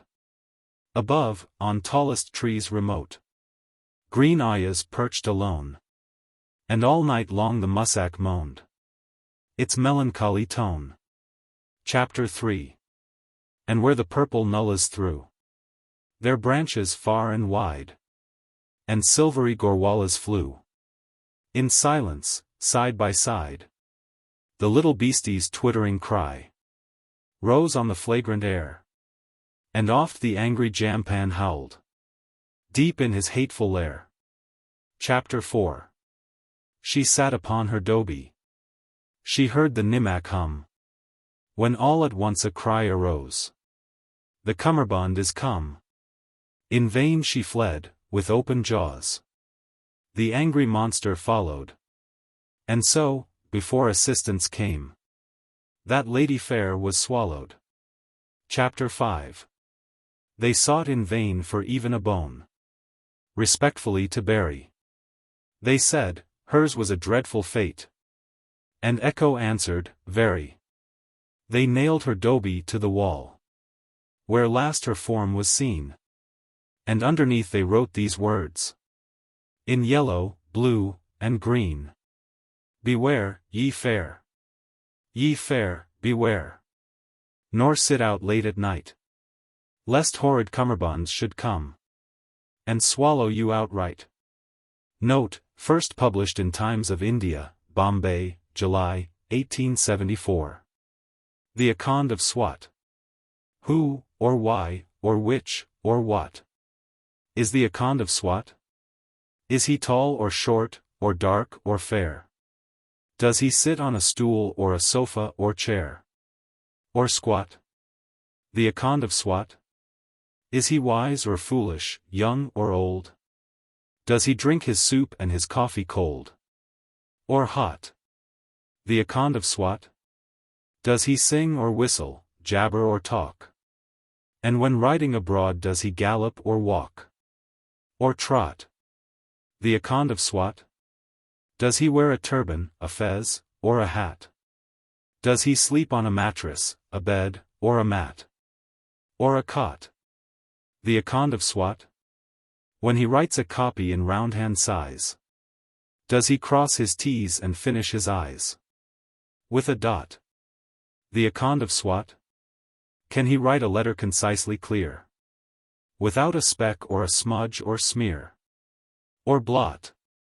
The Akond of Swat? Do his people like him extremely well? Or do they, whenever they can, rebel or plot at the Akond of Swat? If he catches them then, either old or young, does he have them chopped in pieces or hung or shot? The Akond of Swat? Do his people prig in the lanes or park? Or even at times, when days are dark? Garrot? Oh, the Akond of Swat! Does he study the wants of his own dominion? Or doesn't he care for public opinion a jot? The Akond of Swat? To amuse his mind do his people show him pictures, or anyone's last new poem? Or what? For the Akond of Swat? At night if he suddenly screams and wakes, do they bring him only a few small cakes? Or a lot? For the Akond of Swat? Does he live on turnips, tea, or tripe? Does he like his shawl to be marked with a stripe or a dot? The Akond of Swat? Does he like to lie on his back in a boat, like the lady who lived in that remote shallot?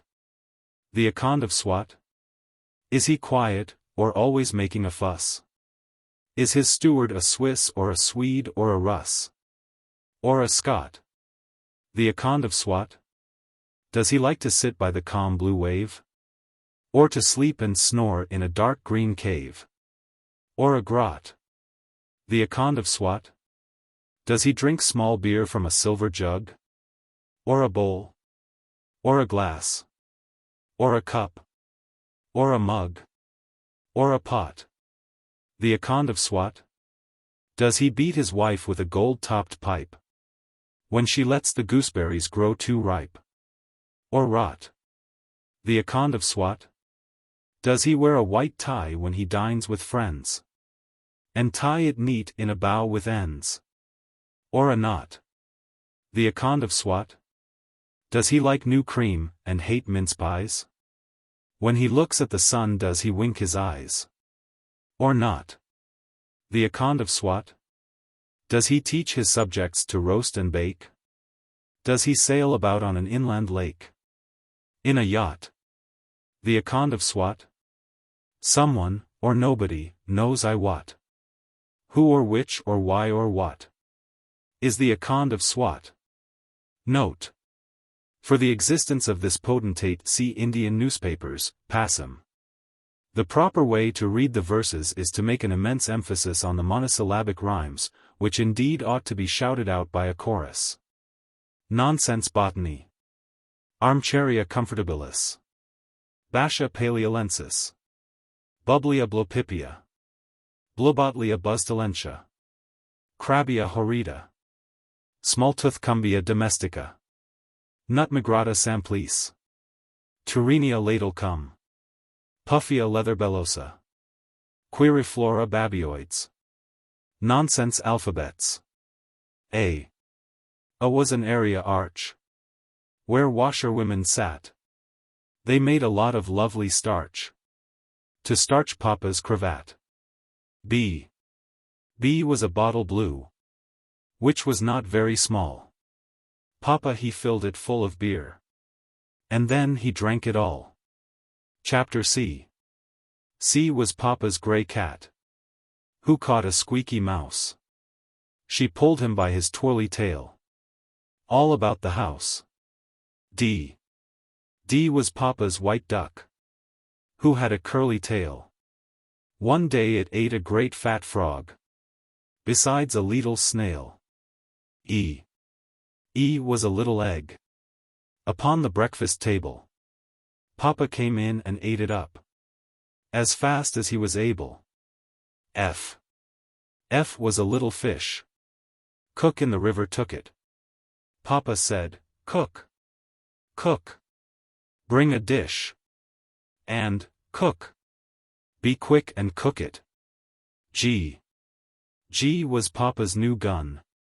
He put it in a box, and then he went and bought a bun, and walked about the docks. H was Papa's new hat. He wore it on his head. Outside it was completely black, but inside it was red. Chapter 1. I was an inkstand new. Papa he likes to use it. He keeps it in his pocket now, for fear that he should lose it. J was some apple jam, of which Papa ate part, but all the rest he took away, and stuffed into a tart. K was a great new kite. Papa he saw it fly above 1,000 chimney pots, and all about the sky. Chapter 50. L was a fine new lamp, but when the wick was lit, Papa he said, "This light ain't good. I cannot read a bit."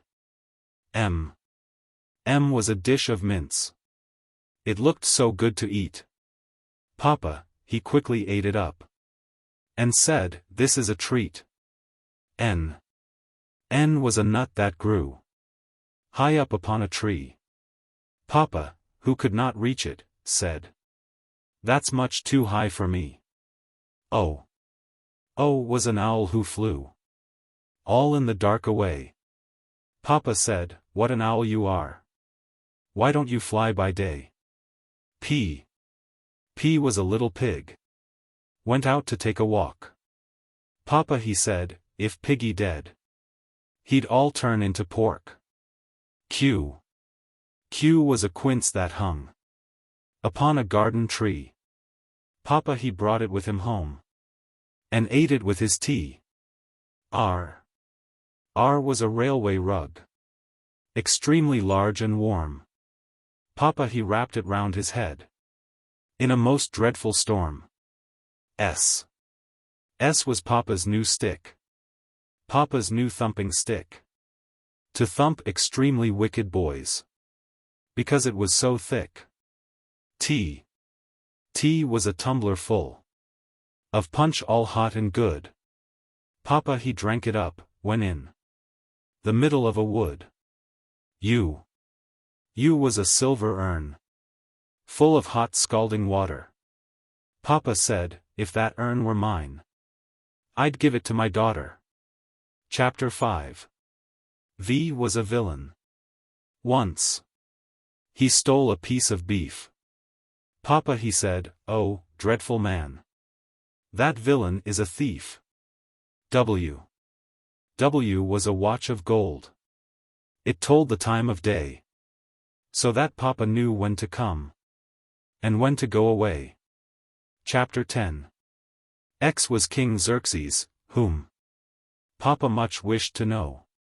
But this he could not do, because Xerxes died long ago. Y was a youth, who kicked and screamed and cried like mad. Papa, he said, your conduct is abominably bad. Z was a zebra striped and streaked with lines of black. Papa said once, he thought he'd like a ride upon his back. Tumbled down, and hurt his arm, against a bit of wood. Said, my boy, oh, do not cry, it cannot do you good. Said, a cup of coffee hot can't do you any harm. Said, a doctor should be fetched, and he would cure the arm. Said, an egg beat up with milk would quickly make him well. Said, a fish, if broiled, might cure, if only by the smell. Said, green gooseberry fool, the best of cures I hold. Said, his hat should be kept on, to keep him from the cold. Said, some ice upon his head will make him better soon. Said, some jam, if spread on bread, or given in a spoon. Said, a kangaroo is here, this picture let him see. Said, a lamp pray keep alight, to make some barley tea. Said, a mulberry or two might give him satisfaction. Said, some nuts, if rolled about, might be a slight attraction. Said, an owl might make him laugh, if only it would wink. Said, some poetry might be read aloud, to make him think. Said, a quince I recommend, a quince, or else a quail. Said, some rats might make him move, if fastened by their tail. Said, a song should now be sung, in hopes to make him laugh. Said, a turnip might avail, if sliced or cut in half. Said, an urn, with water hot, place underneath his chin. Said, I'll stand upon a chair, and play a violin.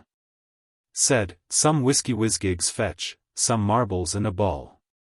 Said, some double XX ale would be the best of all. Said, some yeast mixed up with salt would make a perfect plaster. Said, here is a box of zinc. Get in, my little master. We'll shut you up. We'll nail you down. We will, my little master. We think we've all heard quite enough of this your sad disaster.